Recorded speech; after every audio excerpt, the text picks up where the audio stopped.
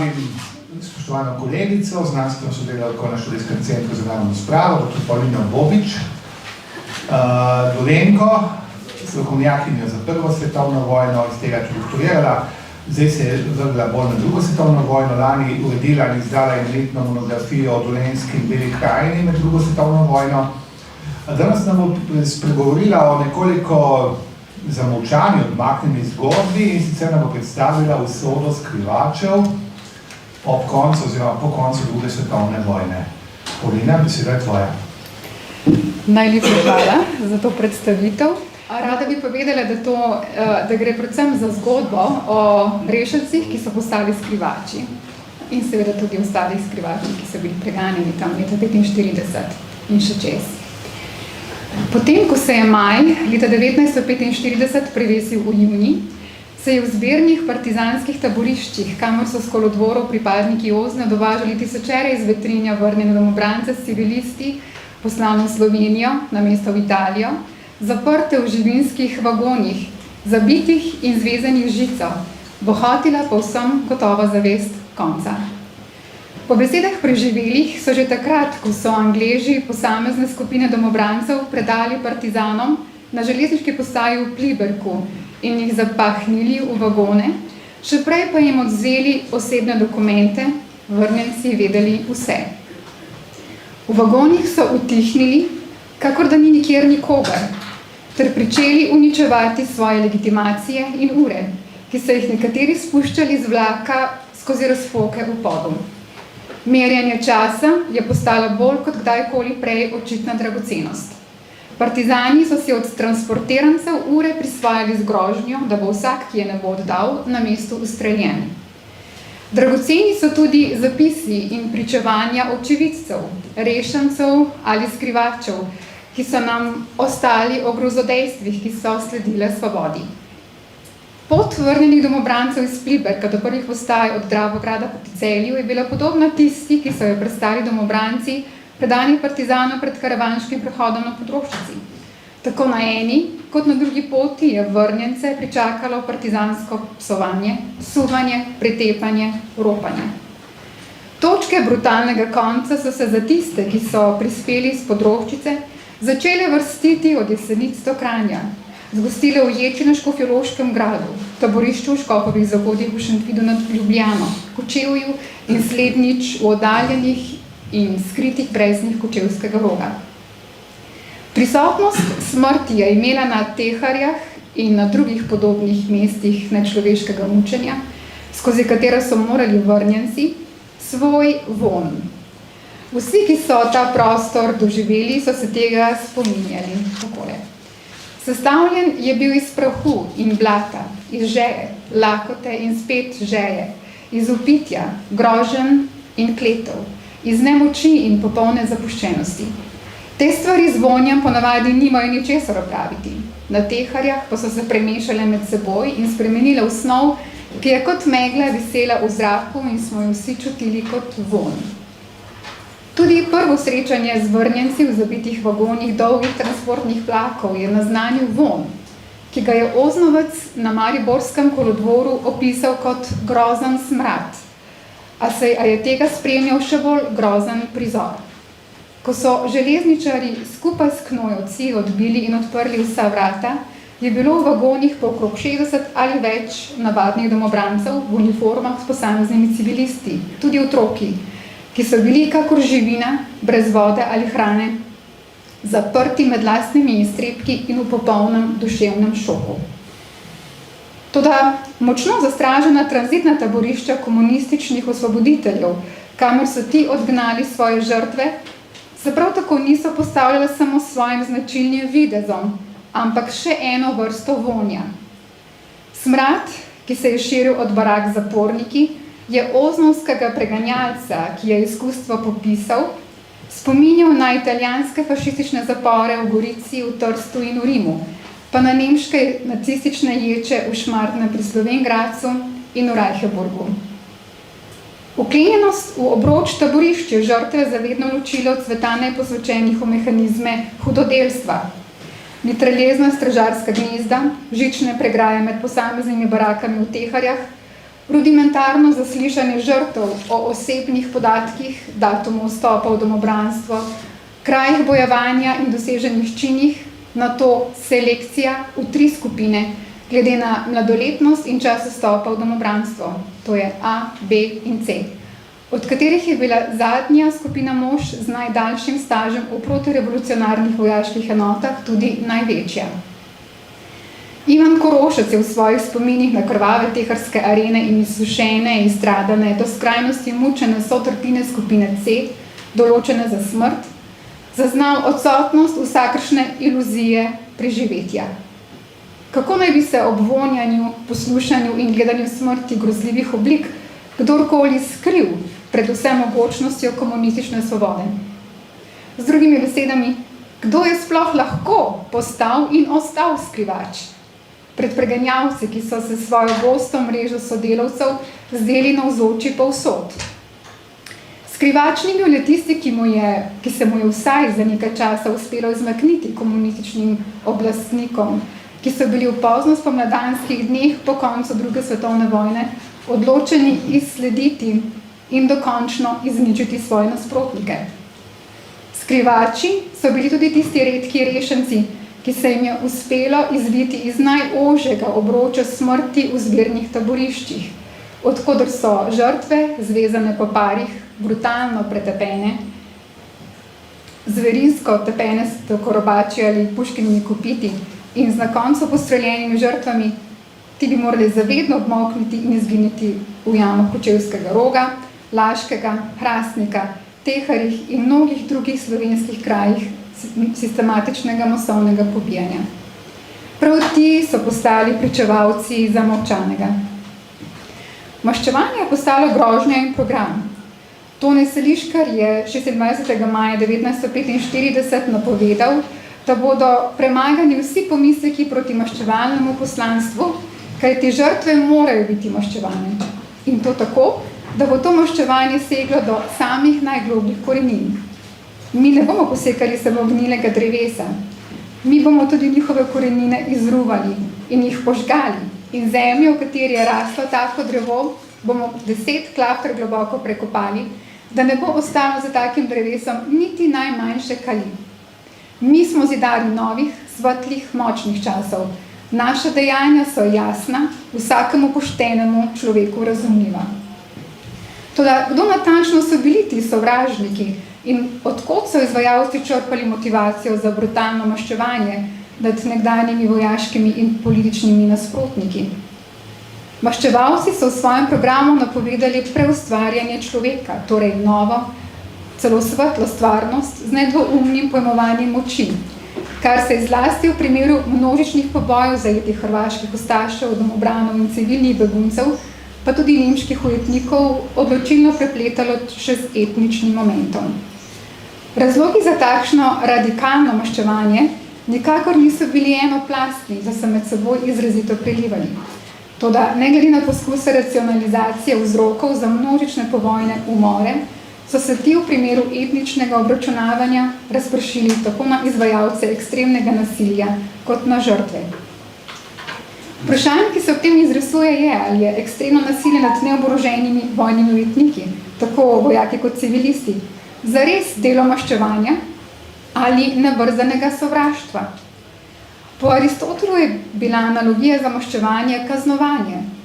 Maščevalec torej kaznuje, ker verjame, da mu je žrtev povzročile krivico. Zato mu z zadano bolečino ali trpljenjem hoče preprečiti, da bi žrtev krivico še kdaj ponovila. Maščevanje, ki so ga maja 1945 napovedali komunistični zmagonosci, pa je bilo mnogo več kot samo to. Izruvati, iztrebiti ali izkoreniniti je v njihovem besednjaku v resnici naznanjalo izničenje izbranega človeka in njegove osebne zgodovine in celo prihodnosti, saj je takšno drevo, ki je z perspektive komunističnih besedovalcev bolno, ne sme niti obstati, niti roditi sadu. V aristotelovskem ideariju je bilo ubiti človeka ali mu odvzeti dobro ime, dejanje sovraštva, ki je po svojem namenu neskončno presegalo maščevanje. Vezivo, ki je povezovalo zadošljiv smrad tranzitnih partizanskih taborišč in asociacijo ki ga je ta v oznovskem funkcionarju sprožil na nacistične in fašistične kraje mučenja, je obstajala v njihovih skupnih poskusih razčlovečenja žrtev. Stigma izdajalca in sovražnika naroda je bila v samem jedru osmišljanja komunističnih likvidacij, katerih namen je bilo čiščenje vseh, ki so se upirali podrejanju komunistične sle po nasilnem rušenju starega in ustvarjanju novega. Zamišljeni sovražnik je po tej likvidatorski logiki moral izgubiti atribute človečnosti, postati stvar in neviden. V svojem medvojnem dnevniku je nemški jud Viktor Klemperer nizal dnevna poročila o nacističnih likvidacijah. Termin likvidacije je natančno razčlenil kot besedo trgovske govorice, vendar je bila kot tujka še za stopnjo bolj hladna od ustreznic v domačem jeziku. Tako kot računovodja likvidira račun, trgovec likvidira svojo trgovino. Če se likvidirajo ljudje, je razmišljal Klemperer, gre prav tako za obračunavanje in dokončno urejanje. Nič drugače kot pri brezosebnem ravnanju s stvarmi. Podobno razvrščanju in likvidaciji stvari se je po Leninovem nauku morala metoda čiščenja razširiti v duhu in telesu celotne družbe. Nasilje se torej hrani zahteva po politični čistosti in prav to revolucionarno nasilje ali lov na iskanje domnevnih izdajalcev v celotni družbi. Uniči vse, ki se zdijo sumljivi. Toda eliminacija lahko učinkovita samo takrat, ko je natančno pripravljena in na to izvršena. Izvajalci se ne zadovoljijo zgolj s tem, da žrtve oropajo, jim odvzamejo dobro ime ali imetje ali kako drugače ponižajo. V samem bistvu privrženosti ideji čiščenja je fanatična gorečnost, voljnost, da se označene ljudi izsledi in ubije. Kot je Klemperer zapisal v svojih opažanjih v nacistični Nemčiji, je fanatik človek v verskem zamaknjenju, v ekstatičnem krču, ki ga poganja, da vidi izničenje ali preganjanje drugih kot pravično, potrebno in hvalevredno. Javno ponižanje in proces dehumanizacije se vedno in najučinkovitejše začne z uporabo živalskih prispodob ali pomanjšanje človeka na raven bacila, golazni, s čimer se osebe, ki so stigmatizirane kot sovražne, dovolj jasno označi kot nevredne za življenje. Če so bili domobranci v živinskih vagonih, ki so stali na žgočem soncu na postaji v Mariboru, neznosno žejni od poletne vročine in od samjaka trgovno onesnaženih desk, so partizani železničarjem prepovedali, da bi belim psom nosili vodo. Če so partizani vrata vagonov odprli, so zaprte domobrance pretepali in zmerjali sodrgo. Ob prihodu transporta v Celje pa so ozmerjane bele svinje z enim od vlakov potegnili 4 km nazaj proti Mariboru, kjer je v neki soteski stalo približno 70 vagonov. Nikomor ni bilo dovoljeno, da bi jim tešil žejo in lakoto. Masovne eliminacije in njihove najbolj grozovite različice so zapleten fenomen in privzamejo številne oblike in podobe, ki presegajo preproste ali redukcionistične slogane o totalnosti vojne, banalnosti zla ali celo industrijskem ubijanju. Hudodelec, torej tisti, ki dela hudo, svojim ravnanjem in besedovanjem ustvarjajo vtis, da so določene skupine ljudi nevarne ali odvratne in to tako zelo, da si zaslužijo izničenje. Morda se ob tem o prvih junijskih dneh leta 1945 najbolj povedne pripovedi prič o brutalnih mučenjih domobrancev in njihovih svojcev, ki so se stopnjevala na celjskih ulicah in cesti proti taborišču Teharjah. Pretepanje ljudi, teh ljudi, z biči, teptanje s konji, gnanje trpinčenih kot čredo živali ali še bolje kot smeti, ki se jih sme in mora zavreči, je bil nezmotljiv pokazatelj dominantnosti. Mučenje in degradacija sovražnikov pred občinstvom sta potrjevala, da je videz vsekakor pomemben. Če ljudstvo spozna in verjame, da ima nadrejeni moč, mu bo čustveni vtis med ljudmi gotovo pomagal pri vladanju in v zameno pripomogel k večanju njegove dejanske moči. Že Adolf Hitler je postregal z srhljivo verzijo tega uvida, ko je izrekel naslednje besede. Nemogoče je vladati zgolj s silo. Resnično, sila je odločujoča, toda enako pomembno je imeti tisti psihološki moment, ki ga potrebuje živalski dreser, da obvlada svojo zver. Biti morajo prepričani, da smo mi zmagovalci. V slednjo prepričanje je seveda mogoče podvomiti, vendar je vredno pripomniti, da med gledalci takšnega razkazovanja moči niso samo podrejeni. Tudi elite se hranijo z lastnimi predstavami nadvlade. Končni cilj preopisanega sprevoda oziroma domobranskih in civilnih transportov iz Pliberka je bilo tekovsko taborišče, ki so ga med vojno slovenski ujetniki postavili nacističnim oblastnikom za zbiranje Hitlerjeve mladine. Vstop vanj je bil za skrajno mučene ljudi kakor iniciacija. Vsaka skupina postoji morala v teku preiti vhod. Od vojakov ločeni častniki ali počastniki in duhovniki so bili kot arhetipski sovražniki odgnani v poseben bunker in sadistično mučeni, medtem ko je vzvišena simbolna vrednost njihove službe še povečala zastrašujoč učinek degradacije njihovih teles. Toda izvajalci ekstremnega nasilja, ki so rezali in pohabljali ude, se niso ustavljali samo pri fizičnem uničevanju. Skušali so podreti še zadnje gradnike človekovega dostojanstva in svobode, medtem ko so z ujetnikov trgali in mendrali rožne vence, križce in svetinice. Toda iskanje duhovne utehe v molitvah zapornikom ni mogel prepovedati nihče. Pri pripravah na smrt, med poslušanjem posameznih strelov, daljših rafalov v bližini taborišča, pitjem in kriki žensk in otrok so možje po pričevanjih preživelih molili skupaj ali posamično. Tistih, ki so bili po noči izklicani, zjutraj ni bilo več nazaj. Po desetinah so jih v partizanskem spremstvu odgnali pred glavna vrata, ob čemer so odhajajoči vedeli, da je pred njimi samo še smrt. Na cilju so izvrševalci ujetnike ponovno pretepli, najbolj izmučene pokončali s puškinimi kopiti, iz drugih živih strgali še zadnje oblačila, nato pa zvezane odgnali proti morišču. Po pričevanju rešenca se je na hrastniškem hribu odvijalo nepredstavljivo. Samo posamezne pare so spuščali k jami. Morišče je bilo razsvetljeno z jamskimi svetilkami, ki so bili v velikem krogu navezane po drevju. Dva partizana sta stala na kraju morišča in streljala v tilnik. Streljala sta v popolni tišini, brez besede. Drugih partizanov nisem videl. Ubijanje se je vršilo precej hitro. Dobre 1/4 ure je poteklo, ko sva prišla s prijateljem na vrsto. Odvezali so naju od drugih domobrancev. Postavila sva se pred jamo. Partizana sta ustrelila eden za drugim, ne istočasno.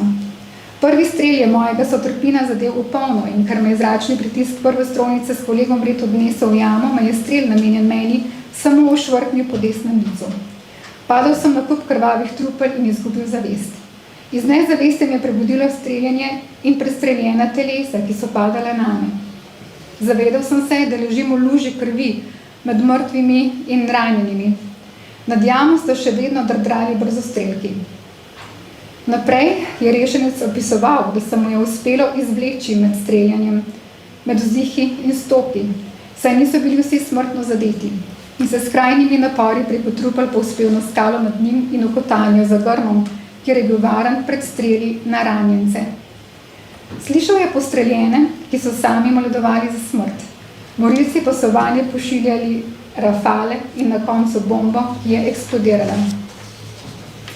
Potem je v najbolj bizarnem trenutku v bližini jame s okrog 2000 pobitimi in enim živim, ki se je skrival poleg morišča, zaigrala harmonika. Zaobjal se je nastopil trenutek triumfa.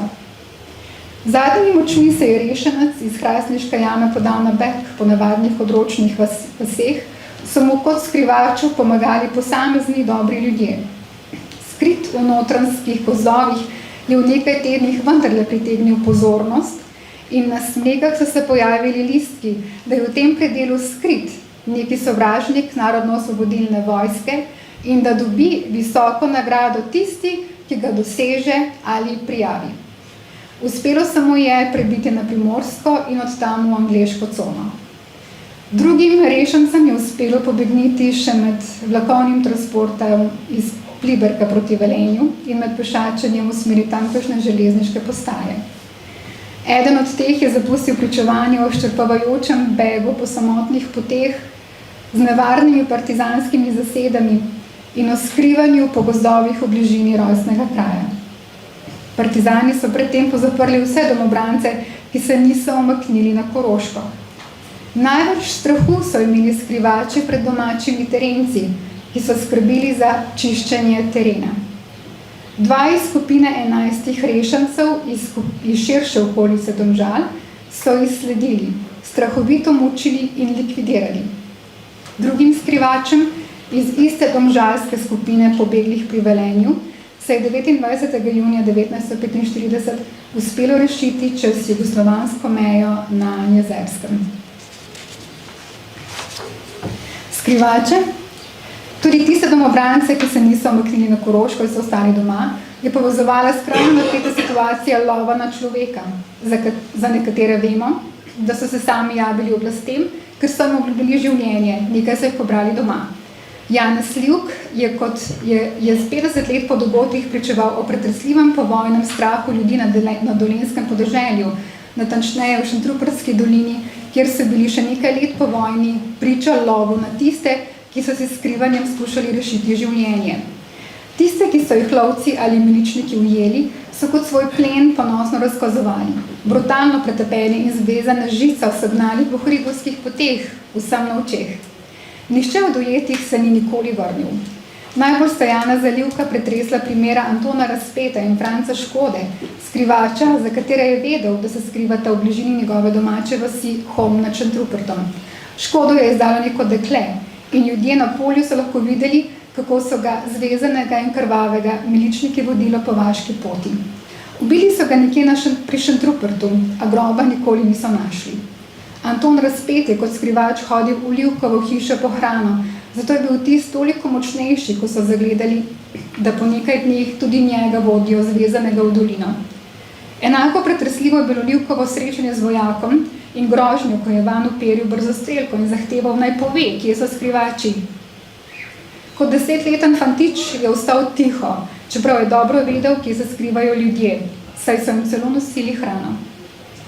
Vojak je dečka postavil k znamenju in pripravil, da ga ustreli.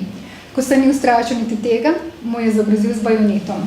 Na podoben način so ustrahovali tudi druge otroke in odrasle ljudi, in v tej vasi konkretno so bili praktično vsi odrasli pozaprti, češ da pomagajo skrivačem.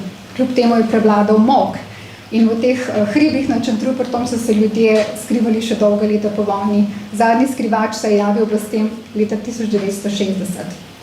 Če so bila hudodelstva, ki so jih doživeli rešanci oziroma skrivači, vsaj v slovenski javnosti pol stoletja zavita v tišino, so ti dobili svoj glas v povojni emigraciji.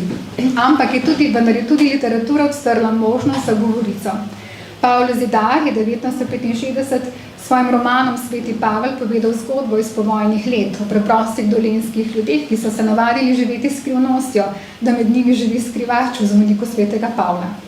Ljudi v tej zgodbi povezuje razočaranje nad novo oblastjo, ki zaničuje kmeta, raznoliko človeških narav in dragega terorja, ki na koncu prisili vaščane, da izdajo skrivača.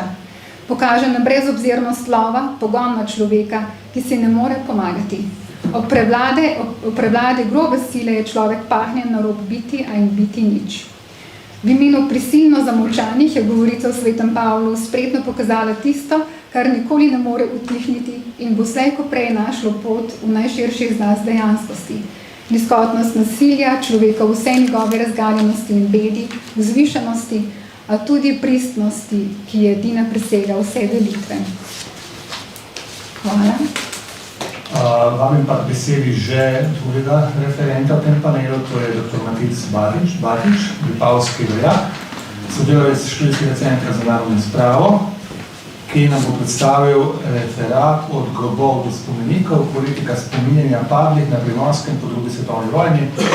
Matic je človek mnogoterih talentov in raziskovalnih področij zlasti 20. stoletja.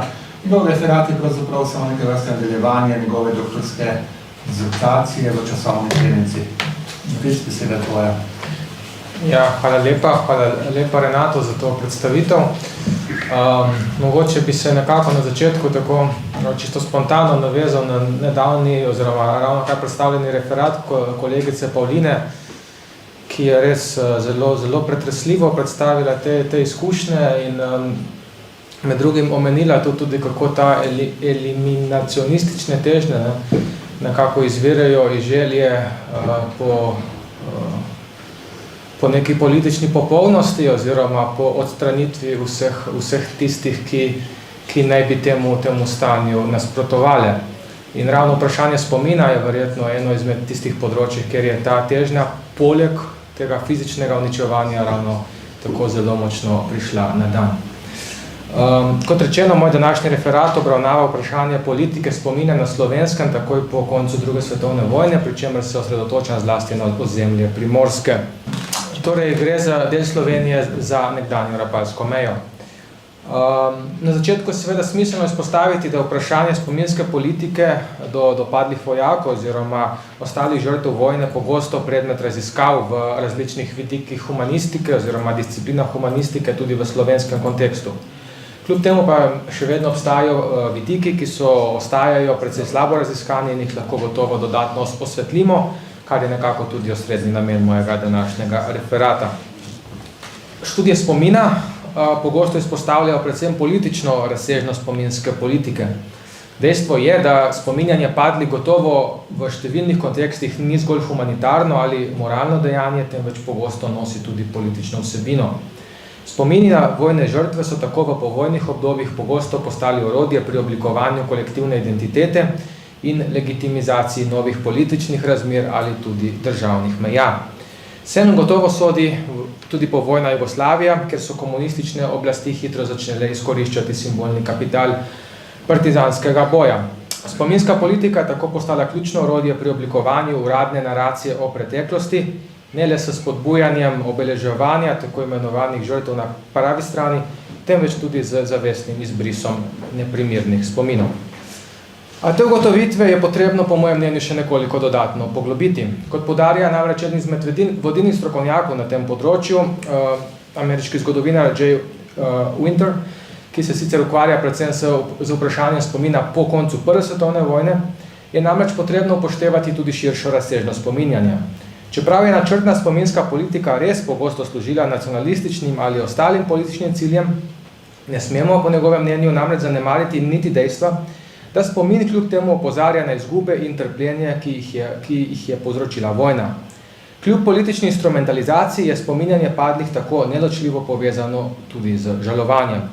Za številne je bil pomen spominjanja, citiram, to je Winterjeva izjava, prav toliko eksistencialen kot umetniški ali politični, enako povezan z dejstvi individualne izgube in žalovanja kot z umetniškimi oblikami ali kolektivnimi predstavami, nacionalnimi težnjami in usodami. Konec citata. To Winterjevo ugotovitev pa lahko po mojem mnenju še nekoliko nadgradimo.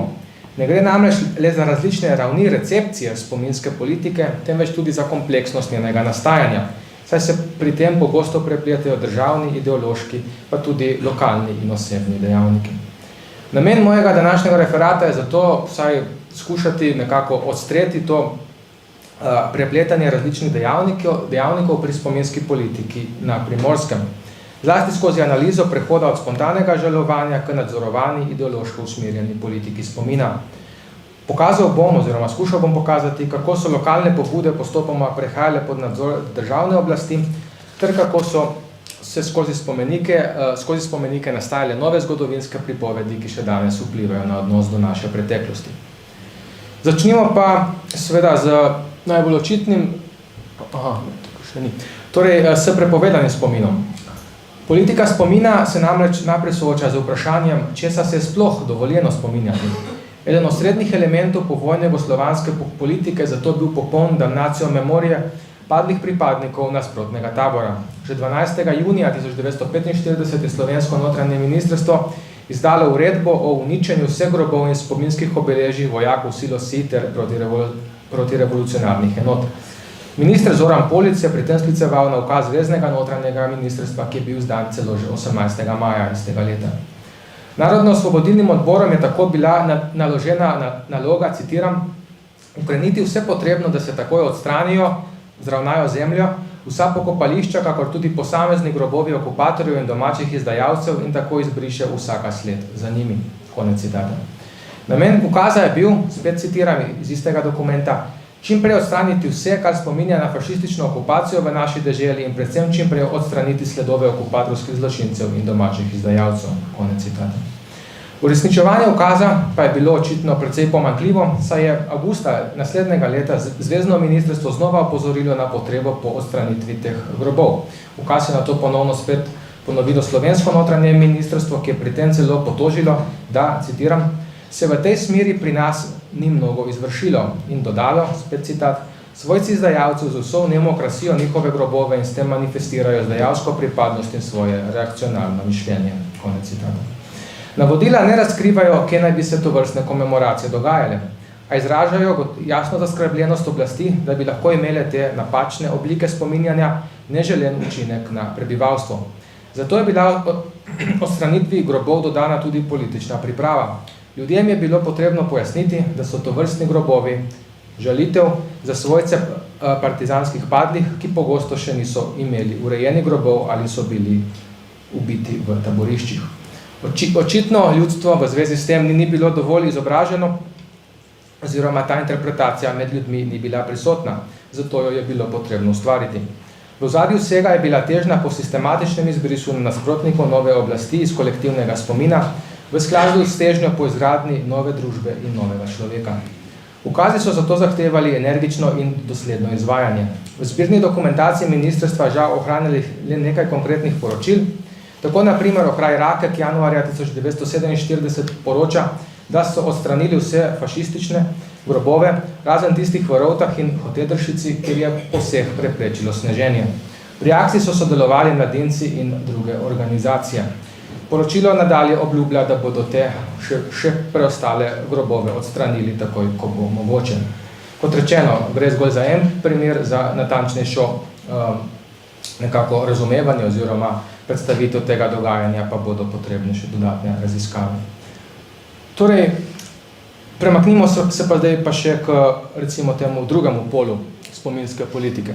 Namreč, če je bilo uničevanje napačnih grobov eden izmed izrazov povojne politike spomina, je bil njegov, kako bi rekel, nasprotni pol oziroma druga stran kovanca uradno spominjanje padlih partizanov in ostalih na partizanski strani. Že junija 1945 je tako notranje ministrstvo izdalo okrožnico o potrebi pourediti številnih neurejenih partizanskih grobov. Kritiziralo je tudi prakso prekopov v skupne grobnice brez soglasja svojcev ter določilo, da naj oblasti svojcem nudijo vso potrebno pomoč pri prekopu padlih. Kljub temu pa so bili v prvih povojnih letih pokopi in urejanje grobov pogosto v domeni sorodnikov, vaščanov in nekdanjih soborcev. Sklepamo lahko, da je njihovo angažma v tej smeri v veliki meri izhajal iz potrebe po soočenju z izgubo, ne pa toliko iz ideoloških pobud. Dosedanje raziskave kažejo, da so pri tem pogosto sodelovale celotne vaške skupnosti, tukaj govorim seveda, kot rečeno, predvsem o razmerah na Primorskem, v prvih letih pa praviloma tudi duhovščina oziroma lokalni župniki. Ključno vlogo so imeli tudi nekdanji borci, ki so organizirali komemoracije in sodelovali pri postavitvi prvih partizanskih spomenikov.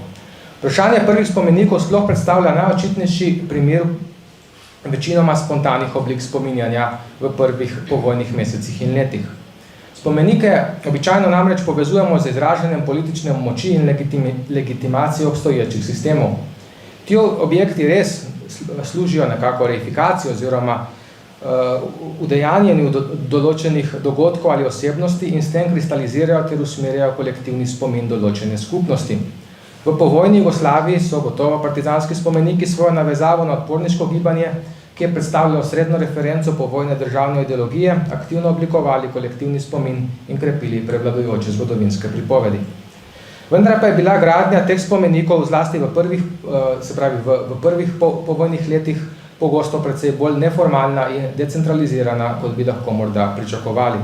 Pogosto so jih postavljali na spobudo lokalnih prebivalcev ali celotnih vaških skupnosti, kar nakazuje na veliko vlogo te tako imenovane vloge od spoda, kot temu rečemo, in torej niso bili izključno rezultat nekega državnega oziroma partijskega načrtovanja.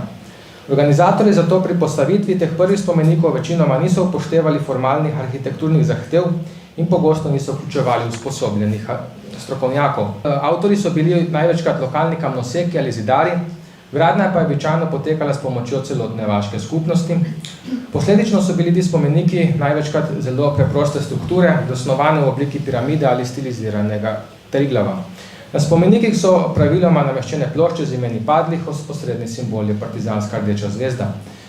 A v nekaterih primerih so tem spomenikom recimo dodali, tukaj še en primer, so recimo tem spomenikom dodali tudi krščanski križ, kot recimo na spomeniku v Ricmanja, ki ga lahko vidite na prosojnici.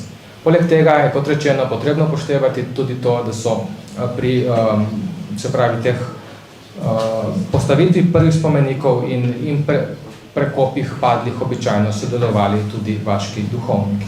Glede vloge duhovščine je tukaj seveda potrebno upoštevati zgodovinski kontekst. Govorimo o ozemlju Primorske, ker je v tistem času pač mednarodno pravno gledano seveda še ni bila del Jugoslavije in je seveda zato tudi partija tukaj dopuščala nekoliko več recimo temu svobode na tem področju, ker je pač želela ustvariti kar največjo podporo tej svoji politiki. Torej, če nekako sklenem, glede teh prvih spomenikov, lahko rečem, da je bil obseg tovrstne spomeniške gradnje kar precejšen. Zgolj v prvih 2 povojnih letih je bilo v coni A in B Julijske krajine postavljenih 24 novih spomenikov. Obenem pa so številne komemoracije in prekopi padlih postopoma pridobivali tudi zelo izrazito politično razsežnost. Te slovesnosti niso izražale primarno pietete, temveč so postajale pomembna sredstva politične mobilizacije, pogosto prežete s simboliko komunističnega gibanja in jasno povezavo z bojem za nove državne meje. Tako je bil denimo konec novembra 1945 izveden prekop 114 padlih slovenskih in italijanskih partizanov na Goriško pokopališče. Slovesnost je sicer, kot rečeno, vključevala tudi verski del, torej mašo in molitve za padle, a se je zaključila za množično manifestacijo na osrednjem Goriškem trgu. Glavni govornik, znani Garibaldine, Giovanni Padovan Vani, je ob koncu svojega govora poudaril politično noto dogodka. Citiram: "Z teh krst se dviga glas, kako smo bili zmožni streti nemško in fašistično zatiralsko svojat, tako bomo znali zdrobiti glavo današnje umazane in protiljudske reakcije." Konec citata. Celotna manifestacija tako torej nosila jasno politično sporočilnost, še posebej glede poudarjanja slovensko-italijanskega bratstva v okviru komunistične ideologije. Še očitneje se politična instrumentalizacija spomina pokazala v tistih komemoracijah, ker v ospredju niso bili običajni padli borci, temveč skrbno izbrani posamezniki oziroma posamezniki s posebnim simbolnim pomenom. Ena takšnih je bila množična komemoracija v Bazovici, organizirana septembra leta 1945, na kateri so se organizirano zbrali predstavniki oziroma delegacije iz vse Jugoslavije. Čeprav se je komemoracija nanašala na nekomunistični protifašistični odpor, je bila ta zgodovina reinterpretirana kot predhodnica partizanskega boja. Popoldanski del dogodka je poleg tega jasno razkril njegovo politično dimenzijo, saj se je preobrazil v jasno politično demonstracijo s sporočilom Pariški mirovni konferenci. Osrednji govornik Branko Babič je opozoril, da bi avtonomna Julijska krajina služila zgolj interesom imperialističnih sil, njegovemu govoru pa je sledil nastop znanega Titovega generala Peka Dapčeviča, ki ga množica večkrat prekinila za vzkliki Tito in Jugoslavija. Med tovrstnimi dogodki velja za konec izpostaviti vsaj še prekop posmrtnih ostankov Janka Premrla Vojka, enega najbolj izpostavljenih primorskih partizanov pred kapitulacijo Italije. Vojko, ki je padel 22. februarja 1943 v spopadu na Idrijskem, je zaradi svoje mladosti in karizme že med vojno postal nekakšen simbol odpora na Primorskem. Po njem so bile poimenovane številne partizanske enote, že marca leta 1943 pa je bil razglašen za narodnega heroja, kar je bilo nato potrjeno na drugem zasedanju Avnoja.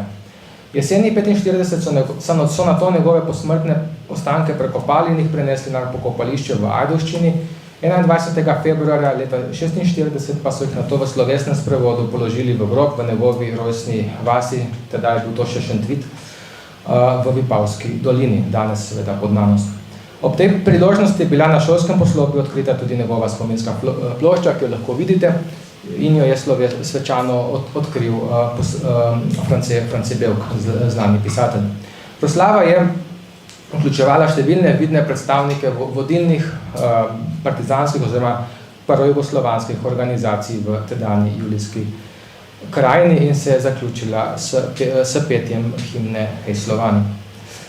Po prvih povojnih letih so poleg tega komunistična partija in njene pomožne organizacije začele igrati vse bolj pomembno vlogo tudi pri gradnji spomenikov. Najpomembnejša organizacija na tem področju je bila Zveza borcev narodno-osvobodilnega boja Slovenije, ki je leta 1948 začela postopoma ustanavljati tudi svoje lokalne oziroma krajevne odbore.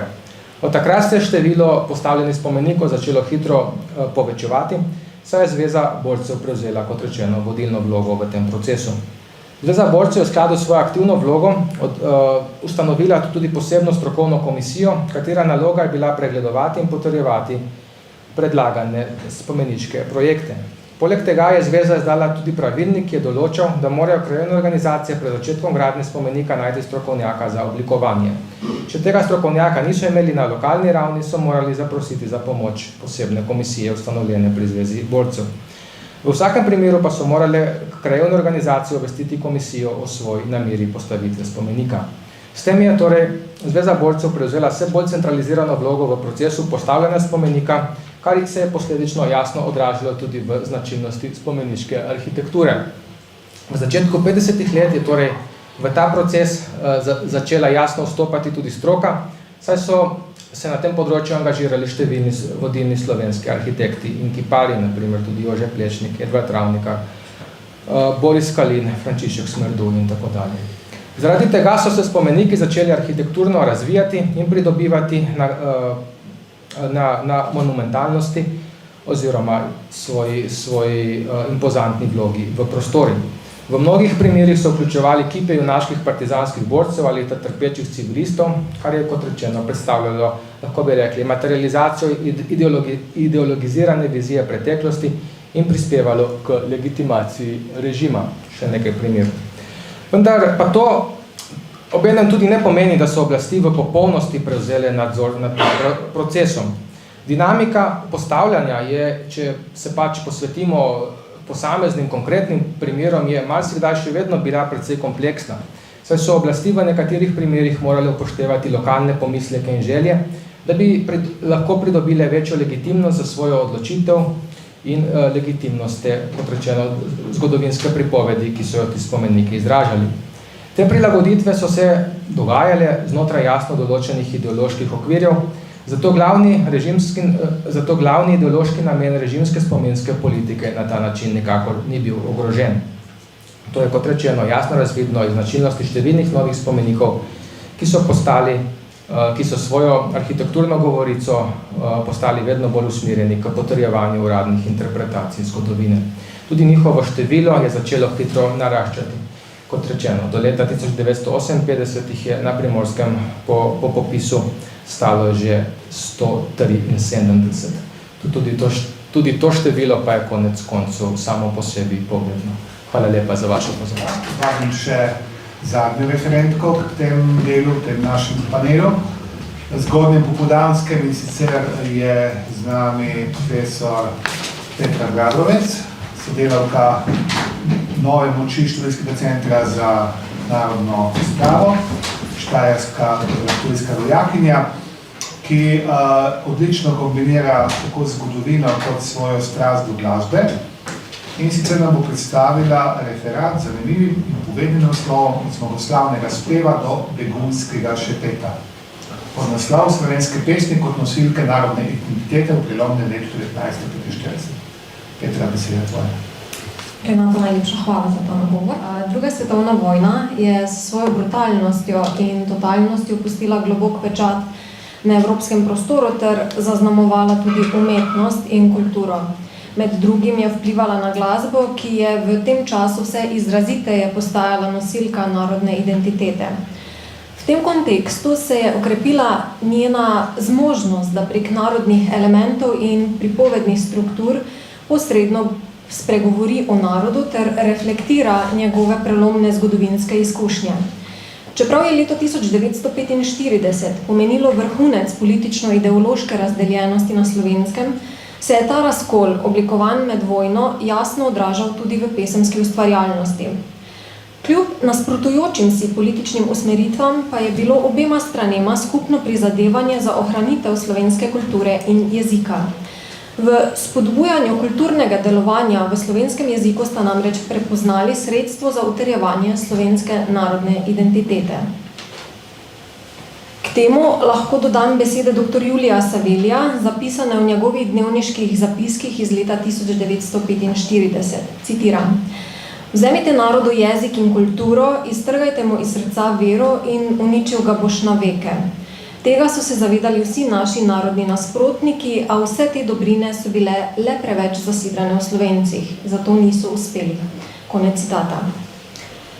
Erik Hobsbawm poudarja, da je narod smiselno preučevati z vidika vsakdanjih praks in izkušenj posameznikov, torej z analizo od spodaj navzgor. V tem okviru se kot posebej ustrezen izkaže pristop osredinjen na analizo pesmi, ki so se znotraj naroda prepevale ali se še vedno prepevajo, saj razkrivajo procese identifikacije posameznikov s pripadnostjo narodu. Na pomen petja kot dejavnika narodne identifikacije opozarja tudi Marjeta Pisk, ki poudarja, da ima petje lahko pomembno vlogo pri oblikovanju občutka pripadnosti. Takšno razumevanje sledi že misli Johana Gottfrieda Herderja, da so ljudje skozi petje izražali in prenašali svoje zgodbe. Glasbe ne moramo obravnavati kot neposreden izraz narodne identitete, prav tako narodna identiteta ne določa glasbe na enoznačen ali determiniran način. Razmerje med njima je kompleksno in večplastno, saj nastaja skozi procese artikulacije, ustvarjanja pomenov ter nenehnega prilagajanja in reinterpretacije. Gre za dinamično soodvisnost, ki je vselej vpeta v konkretne družbene, politične in kulturne okoliščine. V obdobju druge svetovne vojne, zlasti leta 1945, so ti vplivi postali izrazitejši, saj je glasba pogosto služila kot sredstvo izražanja.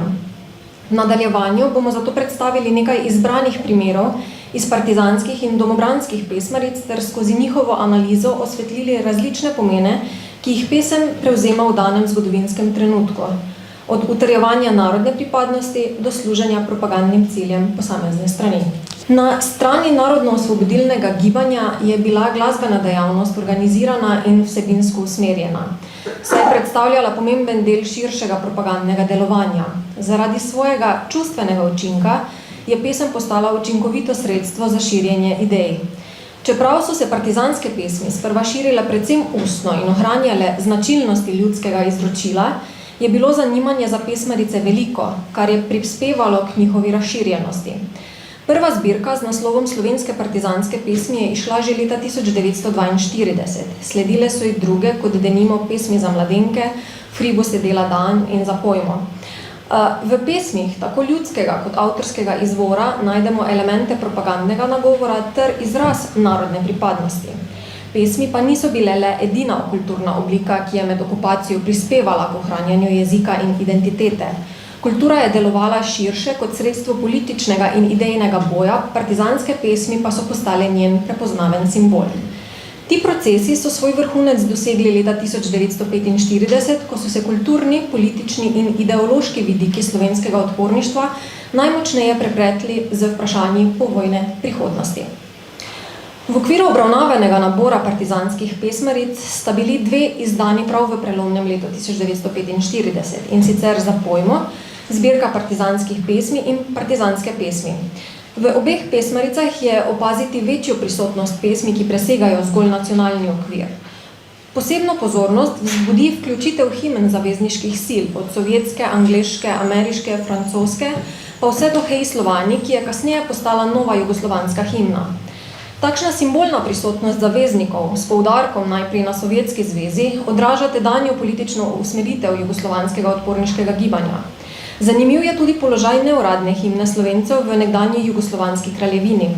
Naprej Zastava slave, ki uvodoma nastopa v pesmarici partizanske pesmi. Ta pesem je bila sicer pogosto vključena že v starejše partizanske pesmarice, a je po vojni postopoma izginila iz javne rabe. Leta 1945 pa njena prisotnost kaže na prehodno obdobje, kjer zasledimo še zmeraj preplet različnih simbolnih pomenov v pesemskih repertoarjih. Izpostaviti velja tudi pesem Hej brigade Mateja Bora, ki je zavzemala pomembno mesto v partizanskih pesmaricah in omogoča vpogled v idejne poudarke posameznih izdaj. V pesmarici Za pojmo se nahaja različica, citiram, Hej brigade hitite, razpodite, zatrite požigalce slovenskih domov, ki se je kasneje uveljavila kot splošno znana in pogosto izvajana različica besedila. Ta ohranja bolj univerzalen ton in gradi identifikacijo s slovenskim prostorom preko obrambne drže. Narodno-identifikacijski poudarek je v letu 1945 še posebej pomemben, saj kaže na kontinuiteto slovenstva kot pomembnega referenčnega okvira tudi ob oblikovanju nove politične prihodnosti. V pesmarici partizanske pesmi pa zasledimo drugačno različico, citiram, Hej brigade hitite, razpodite, požgite gnezda belih podgan črnih psov. Konec citata, ki kaže na zaostritev retorike in bolj neposredno politično propagando. Z uporabo izrazov, kot sta bele podgane in črni psi, pesem sovražnika ne le zavrača, temveč ga dehumanizira. V prvem izrazu lahko namreč prepoznamo oznako za pripadnike slovenskega domobranstva, drugi pa aludira na vojaške enote nacistične Nemčije zlasti skozi vizualne asociacije. Takšna retorika nakazuje proces utrjevanja kolektivne lojalnosti skozi ostro polarizacijo. Navzočnost obeh različic v pesmaricah iz istega leta odraža ideološko in simbolno prehodnost časa, v katerem je glasba služila ne le krepitvi pripadnosti, temveč tudi jasnemu zarisovanju političnih ločnic. Želeli bi izpostaviti tudi eno specifiko slovenskih partizanskih pesmi. V naboru pregledanih pesmaric je zanimiva ugotovitev, da v obeh prej omenjenih izdajah zasledimo pesmi z omembo Josipa Broza Tita, kar za starejše izdaje ni značilno. Takšna vsebinska sprememba nakazuje premik od splošne naracije upora in kolektivne borbe k bolj izrazitemu poudarjanju vloge vodstva. Prisotnost voditeljeve figure v pesmi odraža spreminjajočo se politično realnost ob koncu vojne. Pesem Pozdrav Tito predstavlja značilen primer besedila, v katerem se zrcali idejna naravnanost časa. Njena preprosta struktura in ponavljajoč se refren omogočata širšo dostopnost in enostavno ponotranjenje sporočila. Tito je v besedilo opredeljen kot osrednja osebnost, kar utrjuje njegovo simbolno vlogo. V tem okviru ima besedilo tudi jasno politično funkcijo, krepi identifikacijo z novim družbenim redom, ki se vzpostavlja prav v prelomnem letu 1945. To ugotavlja tudi Ana Hoffman, ki opozarja, da so bile slovenske partizanske pesmi med vojno izraziteje osredotočene na nacionalne slovenske vsebine, medtem ko sta bili tematika Tita in Jugoslavije v ospredju predvsem pri drugih jugoslovanskih narodih. S pesmimi, kot sta na primer Pozdrav Tito in Tovariš Tito, se zaznava pomik k večji integraciji simbolike nove jugoslovanske oblasti v slovensko pesemsko tradicijo. To kaže na postopno prevzemanje širšega političnega diskurza, v katerem pesem postane sredstvo izgradnje ne le nacionalne, temveč tudi nadnacionalne jugoslovanske kolektivne pripadnosti. Partizanske pesmi so bile pomemben del oblikovanja kolektivnega spomina in politične legitimnosti nove povojne države. Kljub spremembam političnih razmer in izzivom, s katerimi se je slovenska družba soočala v kasnejših desetletjih, so partizanske pesmi še vedno prisotne v slovenskem kulturnem prostoru. Ohranjajo jih različni zbori, kot so na primer Partizanski zbor Ljubljana, Partizanski zbor Pinko Tomažič iz Trsta, Ženski pevski zbor Kombinat in Moški pevski zbor Slava Klavora Maribor. Maja preteklo leto je bilo tudi prepevanje partizanskih pesmi vključeno v register nesnovne kulturne dediščine. Na drugi strani, tako imenovani strani tradicionalnih meščanskih strank, je slovenska kultura in znotraj nje glasba prav tako predstavljala pomembno sredstvo izražanja narodne identitete. V tem okvirju so tudi slovenske pesmi prevzemale simbolno funkcijo utrjevanja pripadnosti slovenskemu prostoru in zgodovinski kontinuiteti. Takšno razumevanje vloge glasbe potrjuje tudi zapis iz predgovora pesmarice Domobranci pojemo iz leta 1944, kjer beremo, citiram, Narodna pesem je duša naše domovine, konec citata. Pomemben vir za razumevanje te naravnanosti je tudi repertoar pesmi, vključenih v ohranjene pesmarice. V njih prevladujejo slovenske ljudske pesmi, kot so Oj ta vojaški boben, Kaj maramo mi, Regiment po cesti gre in podobno. Med avtorskimi pesmimi pa se pogosto pojavljajo Naprej zastava slave, Moja domovina oziroma Oče mati, Domobranska in druge. Ljudska besedila so bila pogosto ohranjena v izvorni obliki in imajo manj izrazito propagandno funkcijo. To pa ne velja za avtorske pesmi, v katerih je politično sporočilo bolj neposredno izraženo. Na strani tradicionalnih meščanskih strank se je glasbena dejavnost začela bolj načrtno razvijati šele po ustanovitvi slovenskega domobranstva. Od takrat lahko govorimo o pojavu tako imenovane domobranske glasbe in pesmi. O petju v domobranskih vrstah je sicer ohranjenih zelo malo virov, saj so bile do zdaj opravljene zgolj priložnostne raziskave. Pesmarice med domobranci niso bile tako razširjene, pesmi so se večinoma prepevale po spominu, zato je bil nabor pesmi sestavljen predvsem iz starejših ljudskih in vojaških pesmi ter takšnih, ki so si jih pevci zlahka zapomnili. Kljub temu pa so bile med letoma 1943 in 1945 na tradicionalni strani izdane vsaj 4 pesmarice, ki so se ohranile, in sicer Domobranci pojemo, Slovenske narodne pesmi 1, Pesem mladine in Narodne in domobranske pesmi. Pesem Fantič sem star šele 18 let je ena izmed redkih slovenskih ljudskih pesmi, ki jo najdemo tako v domobranskih kot v partizanskih pesmaricah, vendar z vsebinsko različno poudarjenimi različicami. V pesmarici Narodne in domobranske pesmi je zapisana različica z verzom, citiram, Narod me hoče k vojakom imet, ki predstavlja jasno navezavo na narodni diskurs in identifikacijo s slovensko skupnostjo. Pesem v tej obliki vzpostavlja podobo posameznika, ki vojaško dolžnost opravlja kot odgovor na klic naroda, kar je mogoče razumeti kot poskus utemeljevanja domobranskega boja znotraj ideje narodne obrambe legitimnosti. Zgodovinsko gledano, njen izvor sega v 19. stoletje.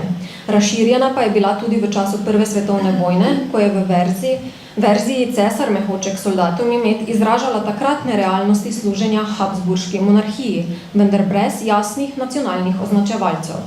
Ravno zato je sprememba verza v domobranski pesmarici izjemno pomenljiva. Narodni element, ki je v prejšnjih različicah manjkal ali bil le posredno navzoč, postane v tej različici poudarjen izraz narodne identifikacije. Za dopolnitev je mogoče omeniti, da se v partizanskih pesmaricah pojavlja tudi različica z verzom Hitler me hoče k soldatom imet, ki pesem uvršča v protifašistični kontekst, pogosto z dodatnimi vrsticami, ki poudarjajo razredni boj in kolektivno osvoboditev.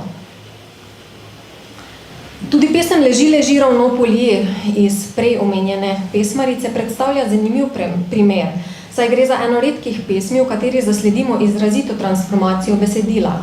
V tem primeru je tradicionalna ljudska pesem prilagojena trenutnim razmeram z vnosom eksplicitnih referenc na slovensko domobranstvo, versko simboliko in idejo narodne pripadnosti.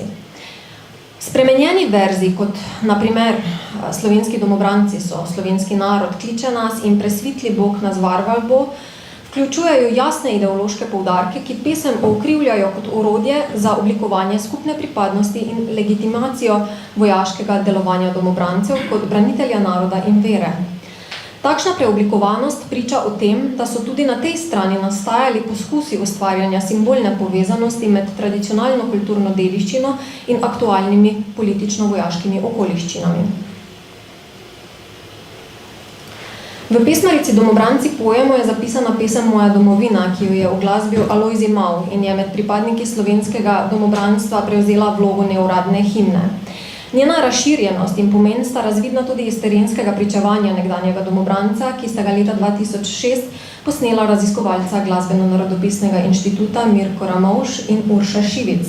V omenjenem pričevanju je poudarjeno, da so domobranci pesem pogosto prepevali med vojaškimi vajami, kar potrjuje njeno umeščenost v vsakdanjo vojaško prakso. Besedilo pesmi temelji na močni emocionalni in vizualni evokaciji domačega prostora. Refren, v katerem se 3-krat ponovi vers Zdrava bodi moja lepa domovina, dodatno utrjuje osrediščenost domovine kot temeljne vrednote, ki presega zgolj geografski pojem in postane simbol duhovne in moralne zvestobe.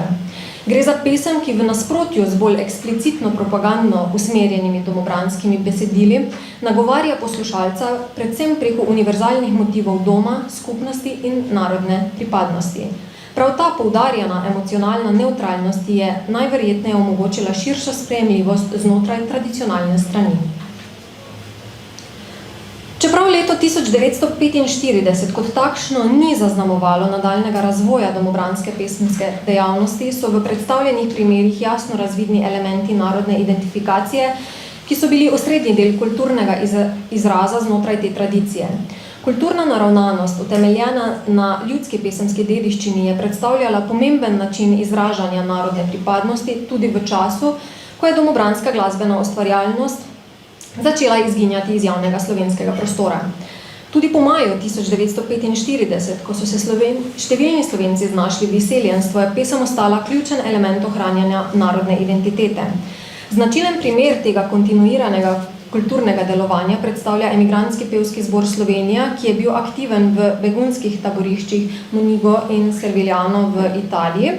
Zbor je 21. marca 1946 nastopil tudi na audienci pri papežu Piju XII, kar priča o njegovi pomembnosti pri ohranjanju slovenske identitete. Njegovo tradicijo je uspešno nadaljeval slovenski pevski zbor Galos v Argentini, najprej pod vodstvom dr. Julija Savelija in kasneje Anke Saveli-Gasser. V več desetletjih svojega delovanja je zbor ohranjal in posredoval repertoar slovenskih pesmi kot pomemben simbolni in identitetni izraz. Prav slednje pričajo o tem, da je bila pesem tudi po letu 1945 še vedno ključni nosilec narodne pripadnosti in zgodovinskega spomina, čeprav umaknjena iz osrednjega kulturnega kanona.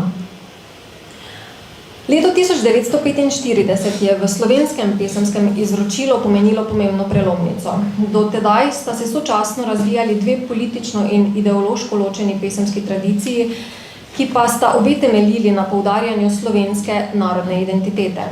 Konec vojne je to dvojnost presekal. Na strani narodne osvoboditve je začela nastajati uradna kulturna dediščina nove države, ki se je v javnem prostoru uveljavila kot zmagoslavni spev novega obdobja.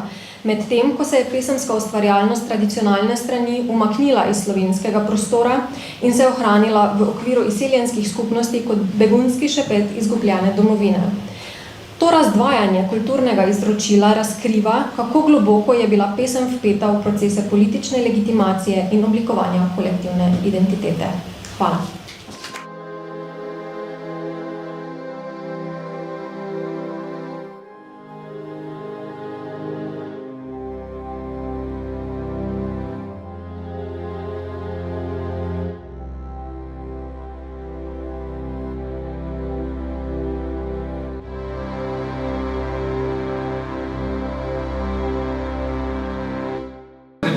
Začenjamo še z zadnjim panelom te konference o 80. obletnici konca druge svetovne vojne na Slovenskem. V zadnjem panelu se bomo posvetili nekaterim vprašanjem, povezani s hudimi kršitvami človekovih pravic ob koncu vojne. Veliko veselje mi je, da lahko napovem prvega govorca v tem panelu, to je izredni profesor dr. Blaž Ivanc. Kot profesor deluje na zdravstveni fakulteti Univerze v Ljubljani, sicer pa je pravnik in nam bo tudi danes spregovoril o vlogi humanitarnega prava v zvezi z ranjenci ob koncu vojne. Dr. Ivanc, izvolite. Lepa hvala. Organizatorju se prisrčno zahvaljujem za vabilo. Namen mojega prispevka je predstaviti izbrane mednarodno pravne obveznosti držav na področju pravnega varstva ranjencev in bolnikov, ki so bili žrtve hudih kršitev mednarodnega humanitarnega prava. Ozemeljsko je prispevek omejen na območje Republike Slovenije. Časovno obdobje, ki ga obravnava, se razteza od konca druge svetovne vojne do današnjih dni, vendar pa obravnava zgolj tiste kršitve, ki so nastale v obdobju 2 do 3 mesecev po koncu vojne. Razprava ima še nekaj drugih omejitev glede kategorije obravnavanih oseb. Najprej se omejuje na skupino ranjencev in bolnikov, ki so bili ob koncu vojne kvalificirani vojni ujetniki in so praviloma bili slovenske narodnosti. Prikaz stanja na slovenskem ozemlju tudi ni izčrpen, ker je omejen obseg raziskave in financiranja, pač ni omogočil izvedbe celovite raziskave.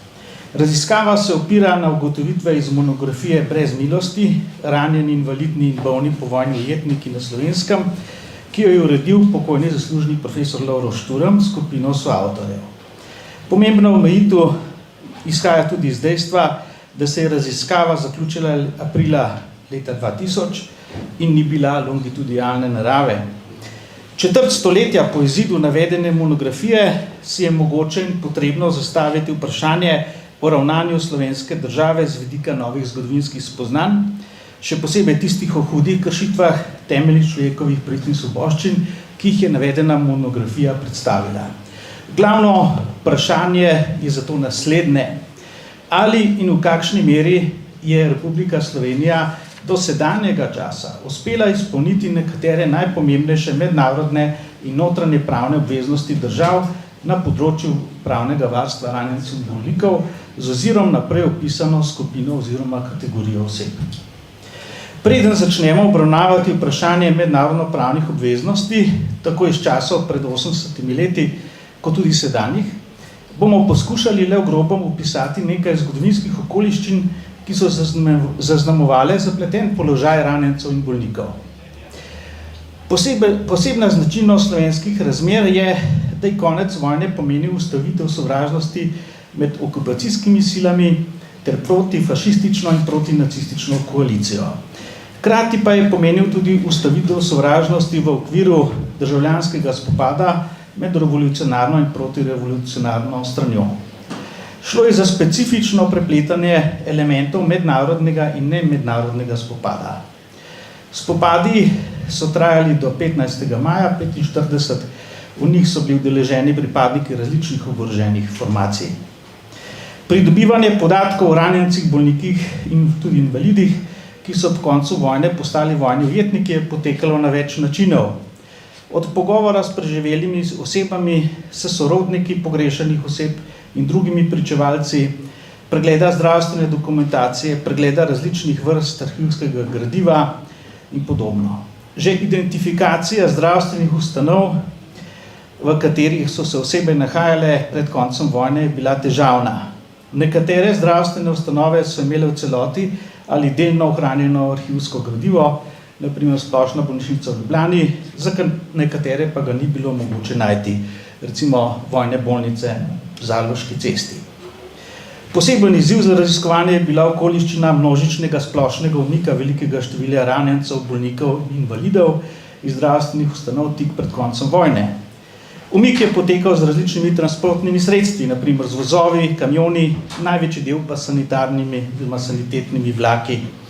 V raziskavi smo rekonstruirali potek različnih vlakovnih transportov pacientov iz Ljubljane. Zaznali pa smo tudi druge vlakovne transporte po drugih krajih v Sloveniji. Na njih so se nahajale največje skupine bolnikov, ki so ob zajetju postali vojni ujetniki. To je glavna okoliščina, ki je odločilno vplivala na njihovo nadaljnjo usodo. Pri zajetju so bile različne skupine ranjencev in bolnikov transportirane na druge lokacije, kot na primer taborišča, tudi zdravstvene ustanove, v zapore in na druge kraje. Pri posamezni skupini oseb, na primer iz Splošne bolnišnice v Ljubljani, smo uspeli ugotoviti, kako so se evakuirali, kam so bili vrnjeni, kdaj so bili premeščeni v zapore, ter kdaj so bili odpeljani na morišče. Na morišču smo verificirali obstoj njihovih posmrtnih ostankov s sondažo. Navedena preglednica prikazuje, kako je pravzaprav, koliko je bilo različnih lokacij. Seveda to niso vse lokacije, toliko smo jih uspeli identificirati. V Ljubljani je bilo še nekaj drugih lokacij, recimo na Realki, za Bežigradom, je bila bolnišnica, ambulanta za lažje ranjence, na Gradu so bili rekonvalescenti in poskušali smo ugotoviti približno število oseb, ki se je tam zdravilo. Vidimo pravzaprav, da je šlo za zelo velike skupine ranjencev in bolnikov, največje pa so bile skupine nemških pacientov. V telem stolpcu so prikazani zelo grobo transporti, ki so se odvijali, kdaj so posamezni vlaki odhajali iz različnih krajev, zlasti pa iz Ljubljane.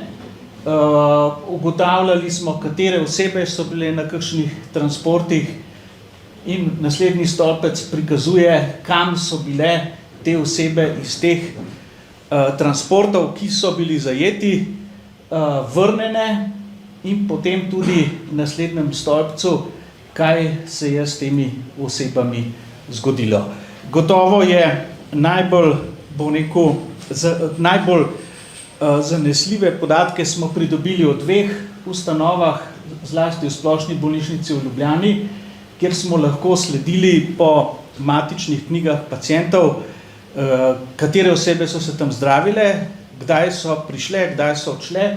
Uspeli smo celo, potem ko smo z zelo obsežnim delom na terenu že naredili sezam, smo dobili v aprilu leta 2000 celo seznam iz te bolnišnice, ki ga je skrila častna sestra, ki je pomagala dr. Tavčarju.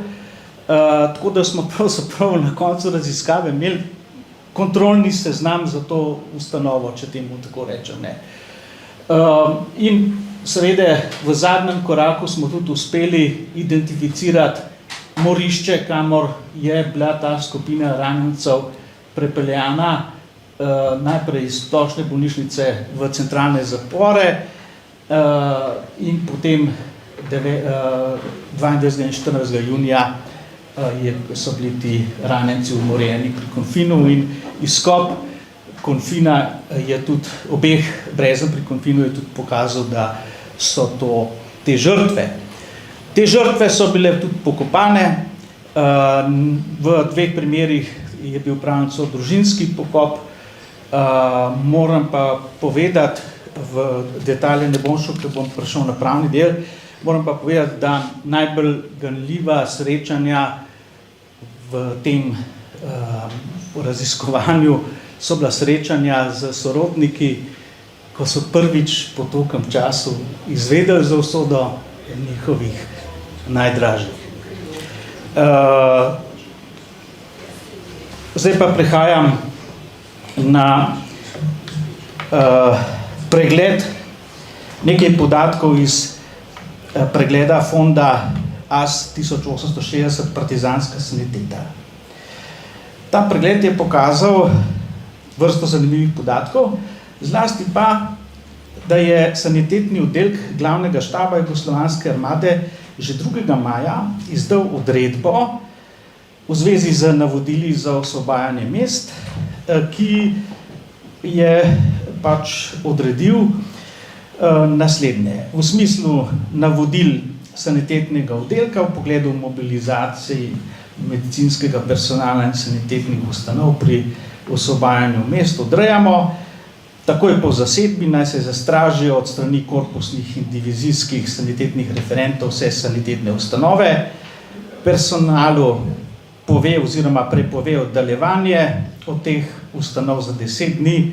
Skratka, če samo kratko povzamem, vse te lokacije se je postavilo pod stražo in so bile, bom rekel, nadzirane in navodilo je tudi bilo, da se naredi natančne sezname in evidentira zadržanost vseh teh oseb do narodno-osvobodilnega boja.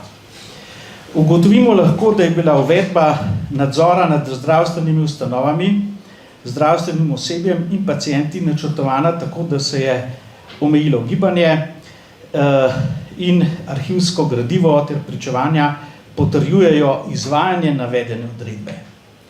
Iz tega izhaja pomembna ugotovitev, da ranjenci in bolniki praviloma niso bili podvrženi stihijskim maščevanjem, čeprav obstajajo dokumentirani posamični primeri takih dejanj, ampak je bila njihova usoda podvržena hierarhičnim ukazom Jugoslovanske armade. Zdaj pa kratko o ukazu čiščenja in liniji poveljevanja.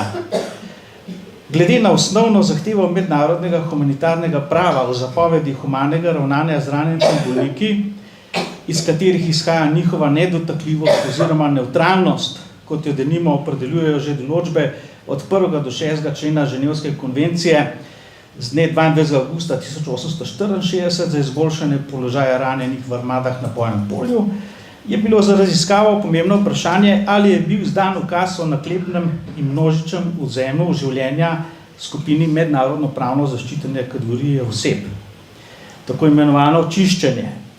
In kako se je tak ukaz oblikoval in izvedel.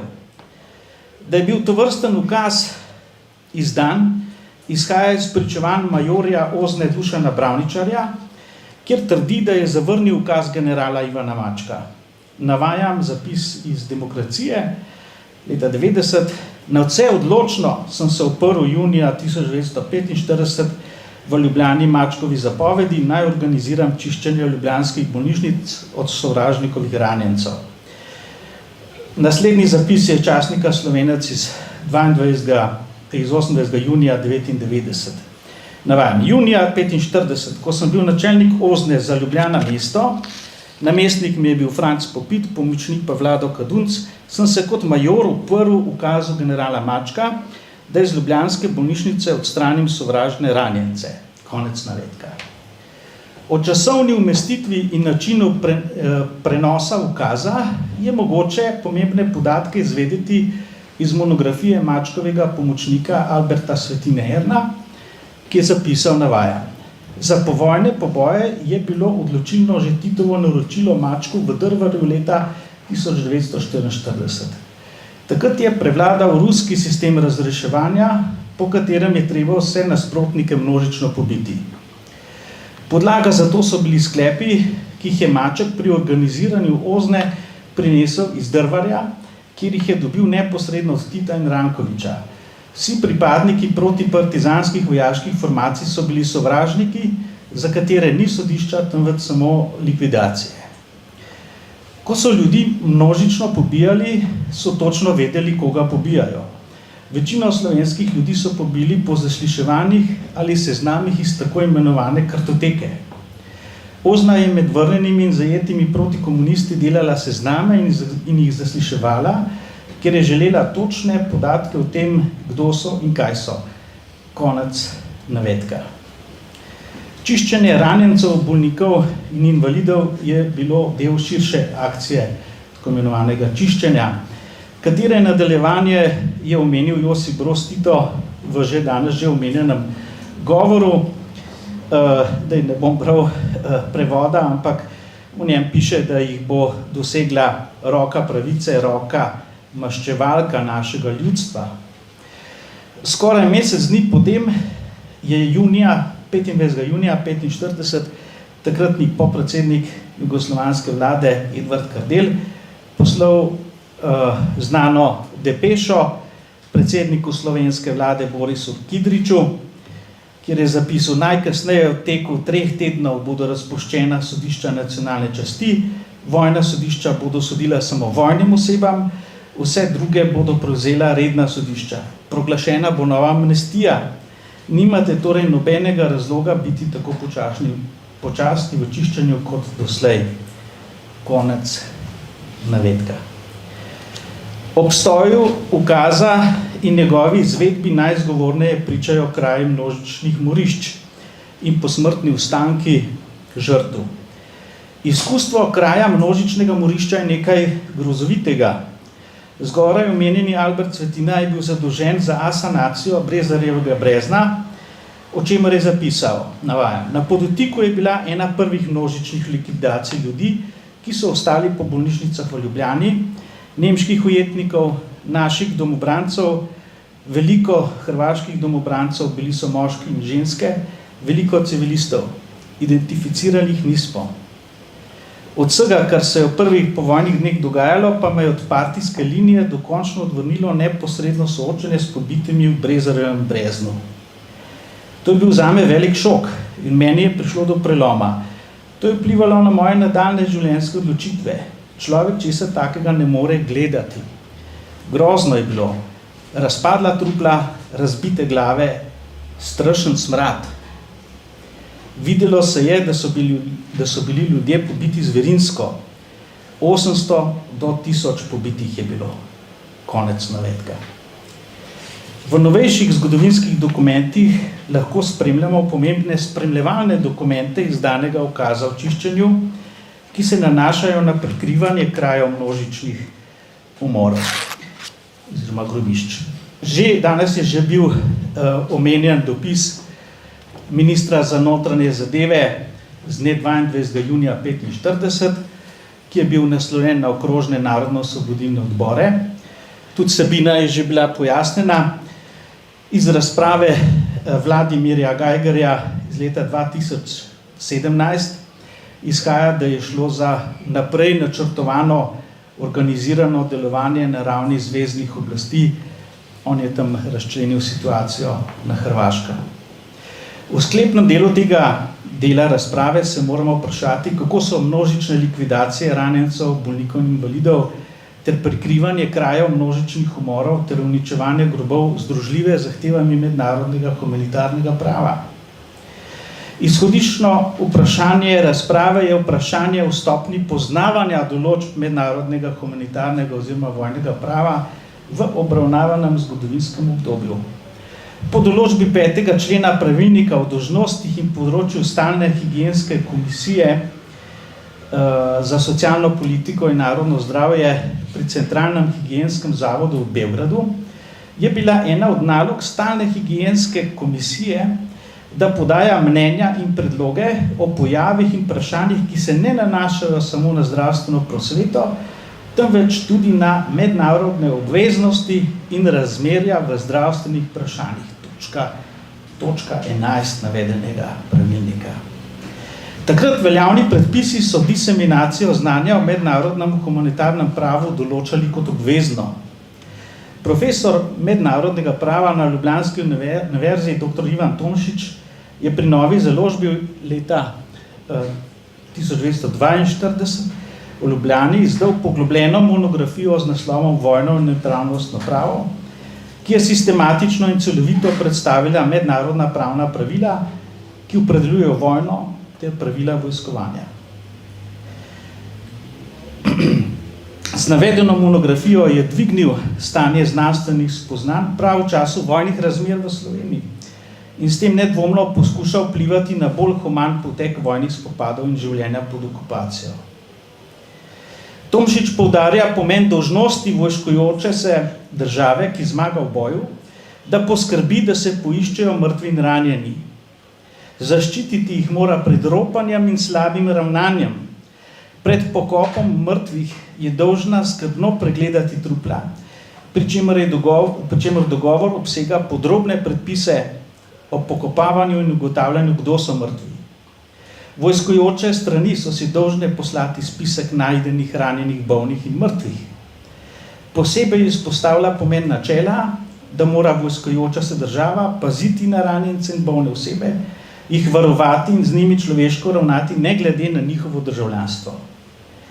Ob dopolnitvi Ženevskih konvencij leta 1949 so ta pravila izrecno zapisali tudi za situacije nemednarodnih spopadov.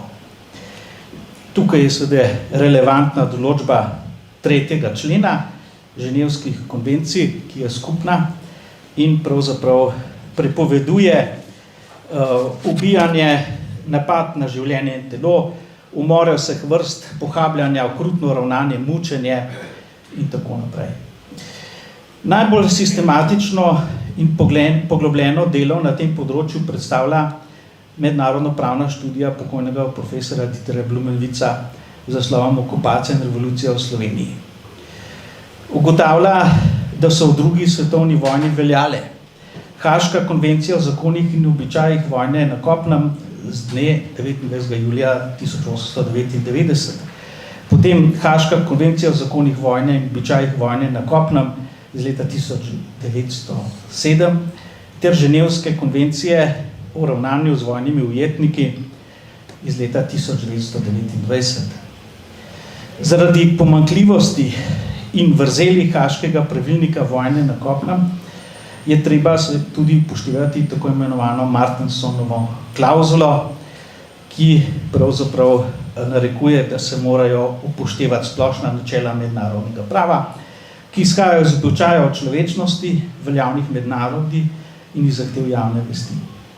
Blumenwitz tako meni, da če dejanja okupacijskih sil, a tudi kasnejših strani v jugoslovanski državljanski vojni ne spadajo neposredno v področje uporabe Haškega pravilnika vojne na kopnem, morajo biti podvržena pravnemu preizkusu po Martinsonovi klauzuli. Seveda je to za ranjence in bolnike iz vrst nemške okupacijske sile to vprašanje sploh ni relevantno, ker se uporablja Ženevska konvencija, tako da tukaj imamo pa tudi odgovor, kaj je s tistimi pripadniki drugih oboroženih sil. Temeljni civilizacijski in mednarodno-pravni standard, ki osebi jamči pravico do groba, je povzet v določbi 17. člena Ženevske konvencije za izboljšanje položaja ranjencev in bolnikov oboroženih sil v vojni iz leta 1949, ki med drugim jamči dostojen pokop mrtvih, če je le mogoče v skladu z obredom njihove veroizpovedi in spoštovanje njihovih grobov. Uničevanje grobišč ter grobov in prikrivanje morišč je v nasprotju tudi z običaji mednarodnega humanitarnega prava in s temeljnimi načeli, ki priznavajo civilizirani narodi.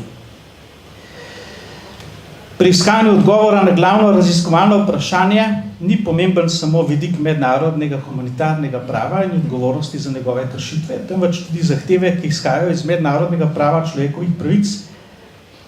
Glede hudih kršitev mednarodnega prava človekovih pravic je recimo Mednarodna komisija pravnikov v posebnem vodiču o pravici do pravnih sredstev in popravi škode poudarila vrsto pravnih obveznosti, s katerimi naj se sanirajo kršitve. Upravičenci morajo imeti vrsto pravic, ki so jih države podpisnice dolžne urediti v svoji zakonodaji. Najprej je potrebno zagotoviti pravico do odškodnine in pravnega sredstva.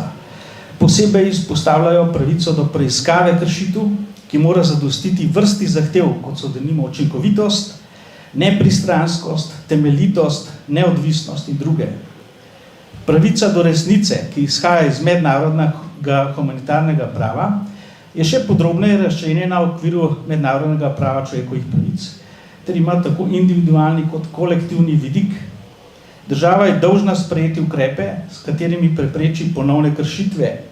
Na različne načine mora zagotoviti restitucijske ali povrnitvene ukrepe, ponovno odprtje kazenskih postopkov, vrnitev pravnih pravic, povrnitev svobode, vrnitev ali priznanje državljanstva, vrnitev v kraj prebivanja, ponovna zaposlitev, vrnitev lastnine in tako naprej. Povrniti mora materialno in nematerialno škodo, zagotoviti rehabilitacijo in satisfakcijo oziroma zadoščenje, naprimer s sodbo, opravičilom, javnim priznanjem, sprejemom odgovornosti in javnim obeleženjem spomina.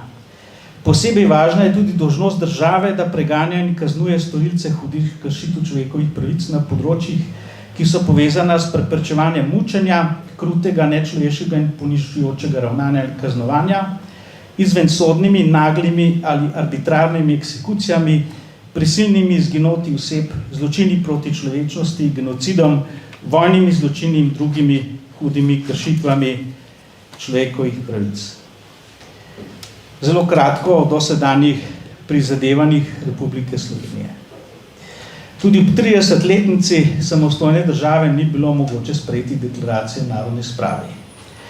Kazensko-pravnih ali drugačnih sankcij za deliktna ravnanja po mednarodnem humanitarnem pravu in pravu človekovih pravic ni bilo. Republika Slovenija je bila neuspešna pri izvajanju določb konvencije o preprečevanju in kaznovanju zločina genocida kljub policijski akciji sprava. Varstvo procesnega vidika pravice do življenja na področju kazenskega prava zaradi časovnega odmika inkriminiranih dejanj ne bo zagotovljeno niti v simboličnem obsegu.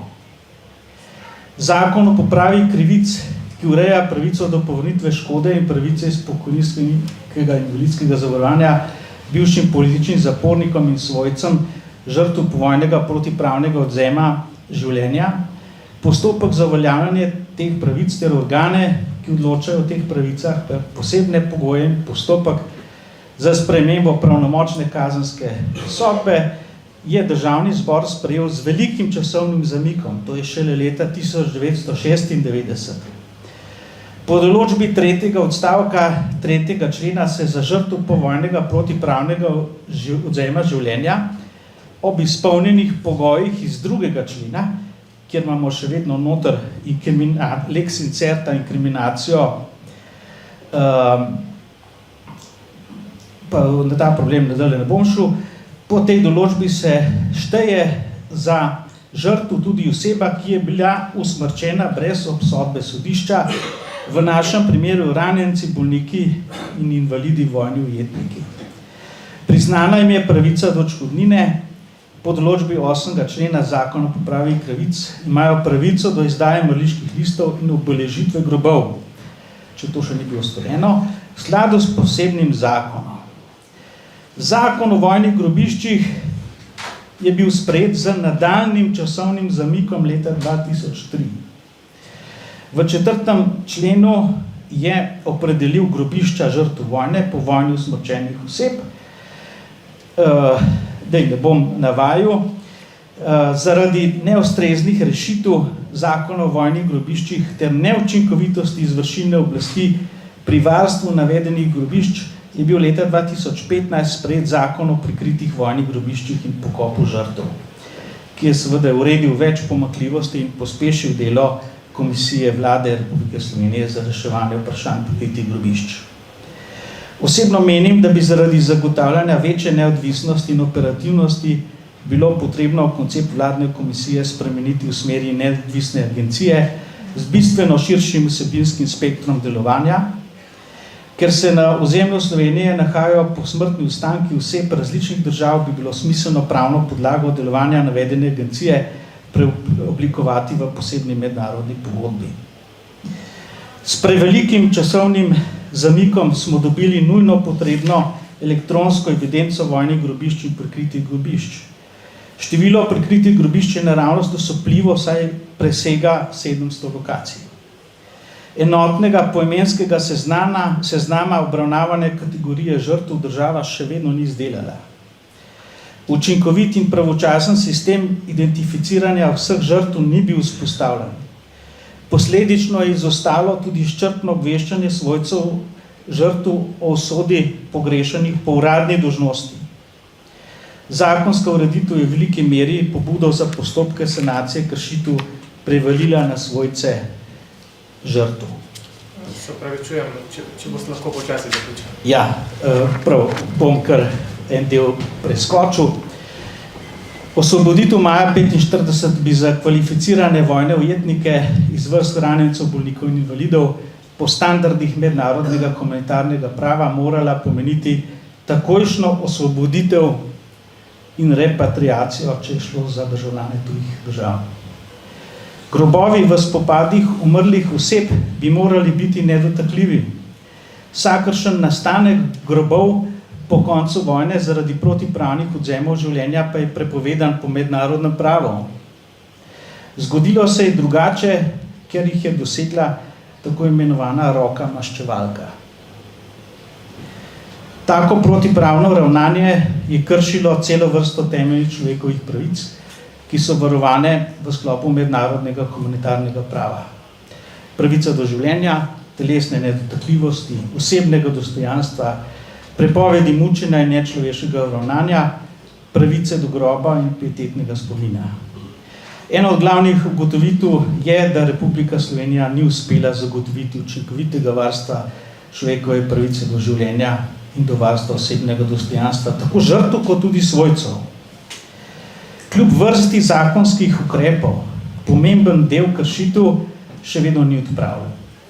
Glede na najmanjše standarde ravnanja z mrtvimi osebami, ki izhajajo iz mednarodnega humanitarnega prava, lahko rečemo, da ima Republika Slovenija velike težave pri njihovem učinkovitem zagotavljanju.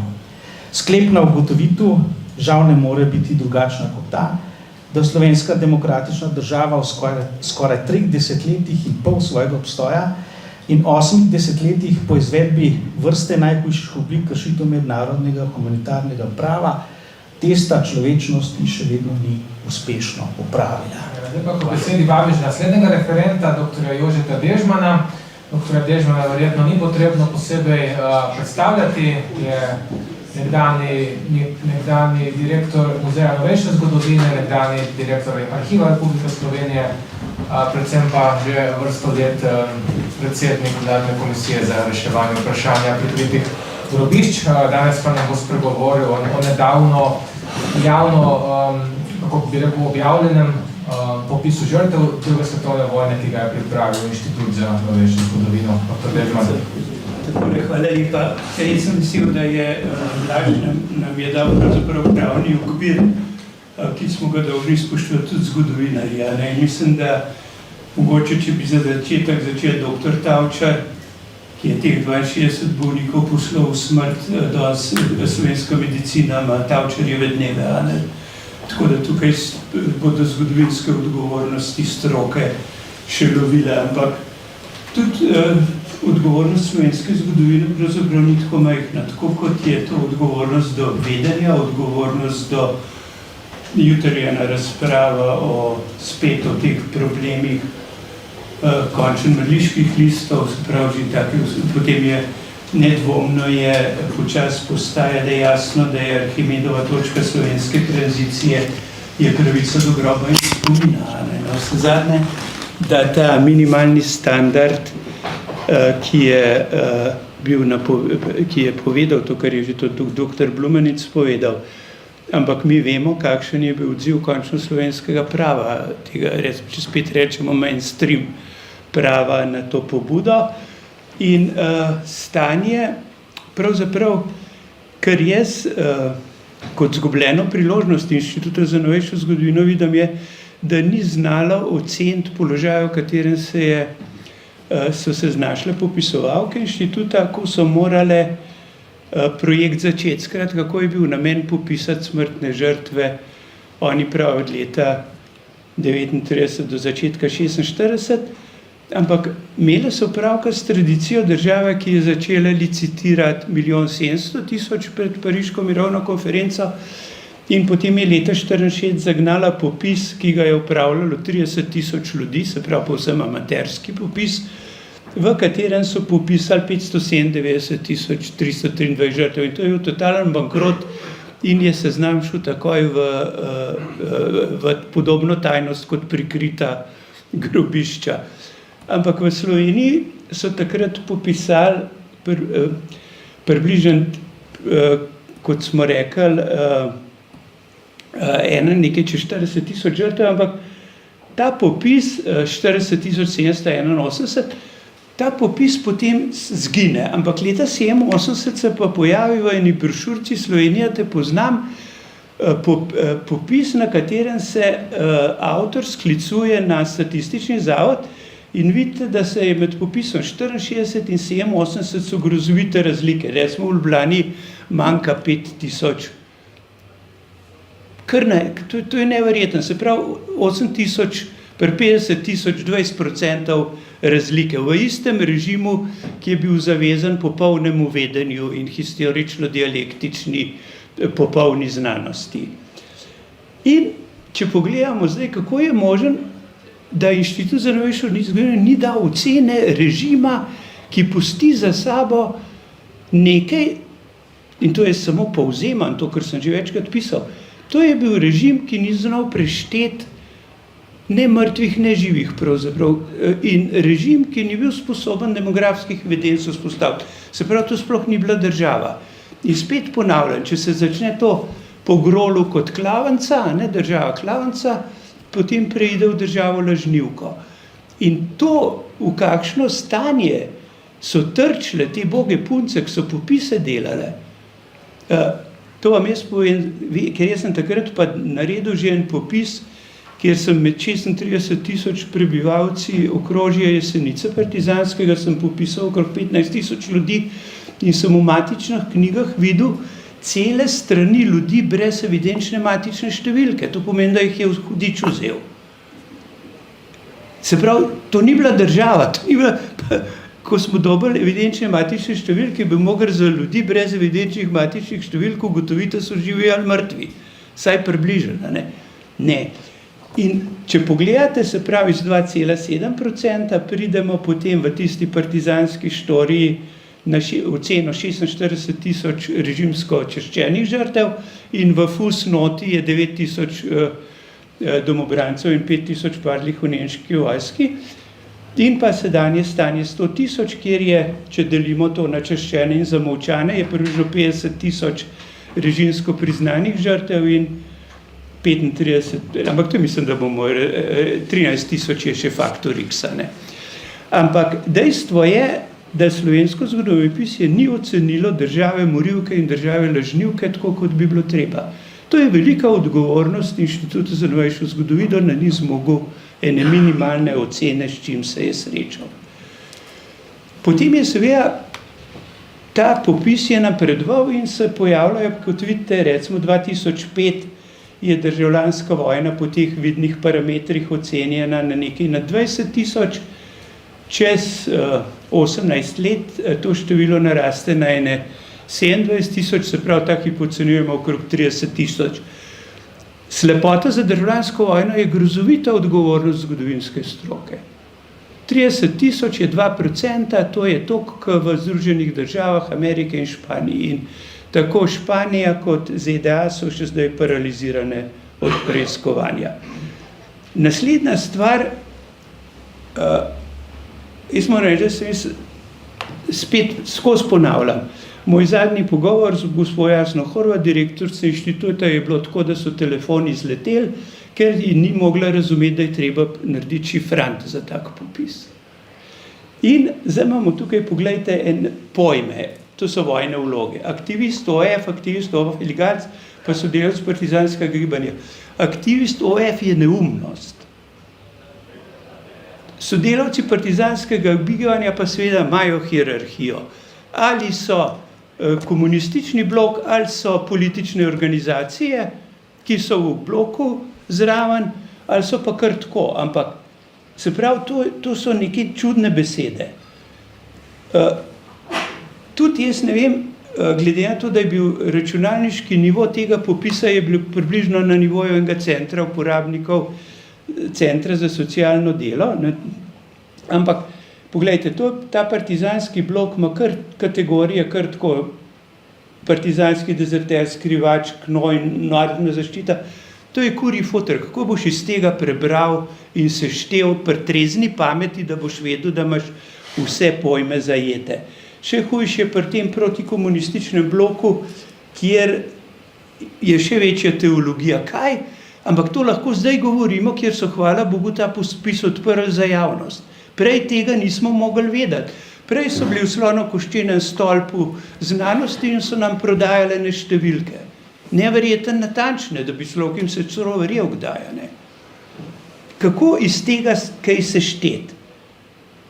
Nemški okupator. Volksdeutsche Mannschaft, mislim, kategorija za popis, da krepneš po domače. Jaz se uporabljam, da take izraze uporabljam, ampak to je nerazumno. In pač glede na to, koliko se vse, to so moji kolegi, jaz se spoštljivo poskušam z njimi pogovarjati in povedo, kolikor je priletel, to ni bil kategorija, kjer bi ti urejal podatke, ampak so ti podatki, so te lovili, pa si enkrat tako napisal, enkrat tako. Potem tukaj pa nastopa že resna reč. Umorjeni, streljeni, to sta dve kategoriji, ki imata vsaka približno 10.000 upisov kot vzrok smrti. Če kdo na tem svetu ve, kaj bi bila razlika, in zdaj, če se gremo z Blažem, kaj bomo mi definirali pravno? A je uboj, a je umor, a je kakšno drugo, ampak to je spet kurji futer. Se pravi, šifrant ni bil dorečen, za 20.000 ljudi ne vemo, zakaj se gre. Poglejte, tukaj teror. Pogrešan tam, umrl na poti. To niso kategorije racionalne obdelave in obvladovanja podatkov. Glede na to, s kakšno ljubeznijo ti naši kolegi vstopajo v dialog, si ne predstavljam, da jo zmogli, a ste to že tako, ko smo otroke spraševali, če mu je kdo jeziček pojedel, ne, ko je tako tiha, ne. Ampak počas bo le treba povedati, kaj hudirja so mislili ustreljen na poti v taborišče, a ne. Naprimer, in tako naprej. Ampak se pravi, to so povsem razumna vprašanja. Ampak kljub vsemu zdaj, hvala Bogu, da so vse te podatki na razpolago. In poglejte, tukaj vidimo naprimer zelo enostaven tempo vojne. Do kapitulacije Italije približno 550 mrtvih na mesec, potem se vojni tempo povečajo okrog 2000 mrtvih na mesec in potem je ta katastrofa junij 45 skoraj 14 000 mrtvih. Nepredstavljiva katastrofa. Tole moramo počasi razumeti, kaj se v času in prostoru dogaja.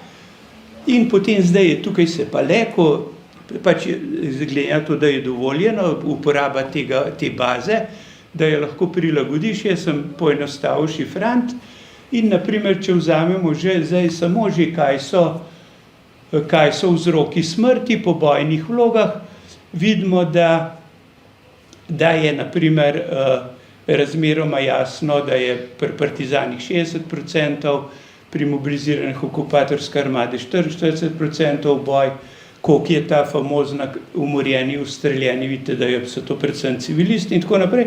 Ampak to predvsem, zakaj inštitut v več kot 20 letih obstoja tega projekta ni zmogel takih analiz?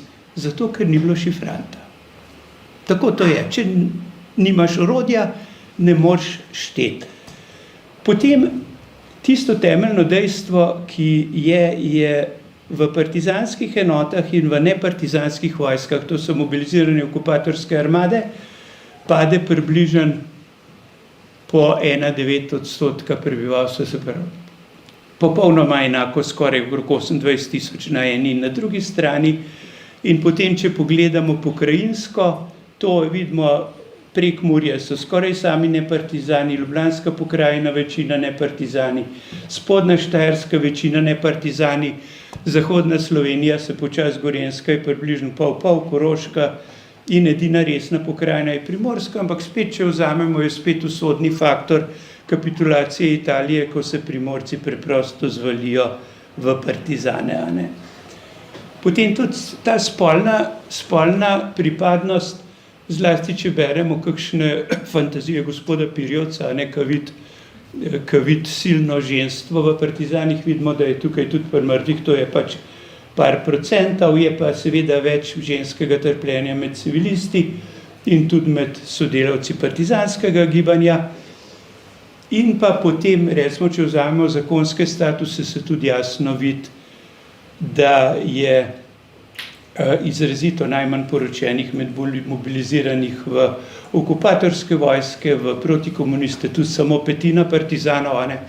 Se pravi, teža te vojne je na mladih samskih moških, a ne, kakorkoli obrnemo.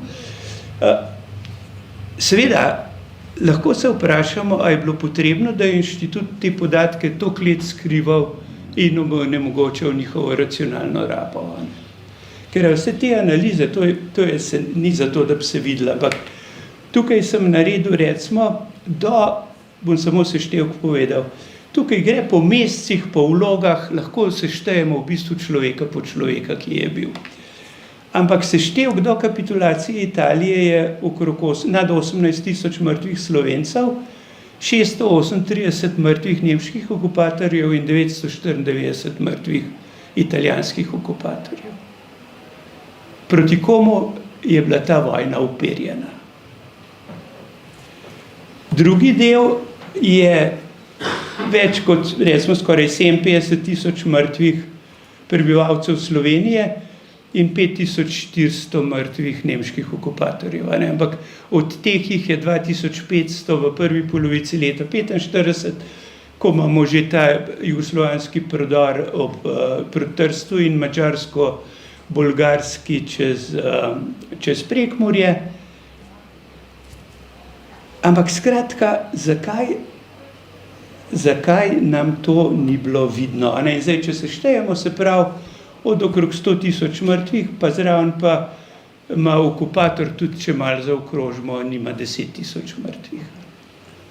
To so te stvari, kjer se da vse lepo prevajati, postaviti na realna tla, ampak to je samo kljub vsemu, se pravi, eno, zakaj ni bil obsojen režim, lažnivi režim, drugo, zakaj so bili podatki skrivani in nekvalificirano obravnavani zaradi neustreznega šifranta.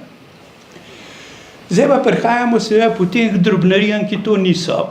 Ferdo Gestrin je objavil Svet pod Krimom, to je zelo resna študija, kjer lahko, jaz mislim, da takrat je veljala za referenčno, jaz sem že takrat se malo spraševal o številkah, ampak če ta hip pregledamo, je po Gestrinovih seznamih okrog 400 mrtvih, zato območje inštitut jih ima 500. Se pravi, je 20% razlike. Še hujši je v občina Cerklje, imamo partizansko knjigo, imamo resvodobransko knjigo, žrtev je 263, so tudi v popisu, inštitut jih ima 130 več. V obeh primerih je problem bela knjiga žrtev protikomunističnega upora, kjer so podatki ali napačni, ali so jih pa na inštitutu slabo prepisali. Ker je inštitut preprečil sodelovanje lokalnih raziskovalcev in drugih pri popisu, niso ostali brez kritične kontrole. In niso preverjali temeljnih virov, naprimer bele knjige, pa tudi unga popisa leta 1964 ne. Se pravi, to so že kar pravne kvalifikacije lahko enega početja, ne. In zdaj pa samo še eno, pogledajte, to je leta 1947 so v kraju Grosuplje popisali partizanske grobove, predvsem neznane žrtve, ampak med njimi so bile tele znane. In kot vidite, od 21 pri 3 ne vemo, kaj bi bilo, kam bi šli, 8 jih popis inštituta nima, 9 jih ima, 1 je iz tujine, se pravi, so neverjetne težave, kaj je inštitut popisal in česa ni. Kaj je popisal preveč in česa premalo. In zato jaz verjamem, da bo tukaj treba biti solidno ponižan, začeti stvari na novo in ta boga gospodična, ki so ji zdaj ta popis obesili, bi bilo prav, da se na inštitutu strezanijo in iz digitalne humanistike presedlajo v klasično zgodovinsko obrt in začnejo svoje grehe popravljati. To je, ker to so prav, recimo, to so pa take banalnosti. Rado in Ksenija Hribar sta ugrabljena na Strmolu. Ve se, da živita na Strmolu. V popisu sta vpisana kot kraj bivališče Ljubljana. Tomaž Godac je visok komunistični funkcionar, član centralnega komiteja, takrat sem, ali pa ne, ampak skratka, bliz centralnemu komiteju, po neuspeli decembrski vstaji v Bohinju se skriva, je ujet, ustreljen in ga vpišejo kot aktivista OF. In takih stvari je toliko v tem popisu, da te glava boli, kažejo pa preprosto na to, da stvari niso resno delali, ker potem so pa, naprimer, pa bi človek mislil, da lahko vsaj kraje prešteješ, ne? Ampak ne. Pogled je, recimo, pogled jih je tok in tok, pa je pa še pogled številka 6, pa pogled številka 7, pa pogled številka 8. Se pravi, tudi disciplina opisa je bila v marsikaterem primeru skrajno neugledna. In jaz bi tako rekel, to je ogromno delo, ki je bilo upravljeno, je nasedlo pravzaprav na enih zadevah, ki se mi reče spoštovanje poklicnega in človeškega dostojanstva, spoštovanje pravice do vedenja in sodmo, s tem je v bistvu zgodovinska stroka prešla med kolaborante ene šlamparije in nespoštovanje teh osnovnih stvari, ki bi jih mogla ta država delati. Tak praktičen primer je zdaj so te razprave o mrliških listih. Če je inštitut pregledal vse mrliške matične knjige, najdu približno 53,000 opisov, se pravi, bi lahko počasi prišli do metode, da za ostalih 47,000 odkrijemo, a jim je treba izdati mrliške liste ali ne.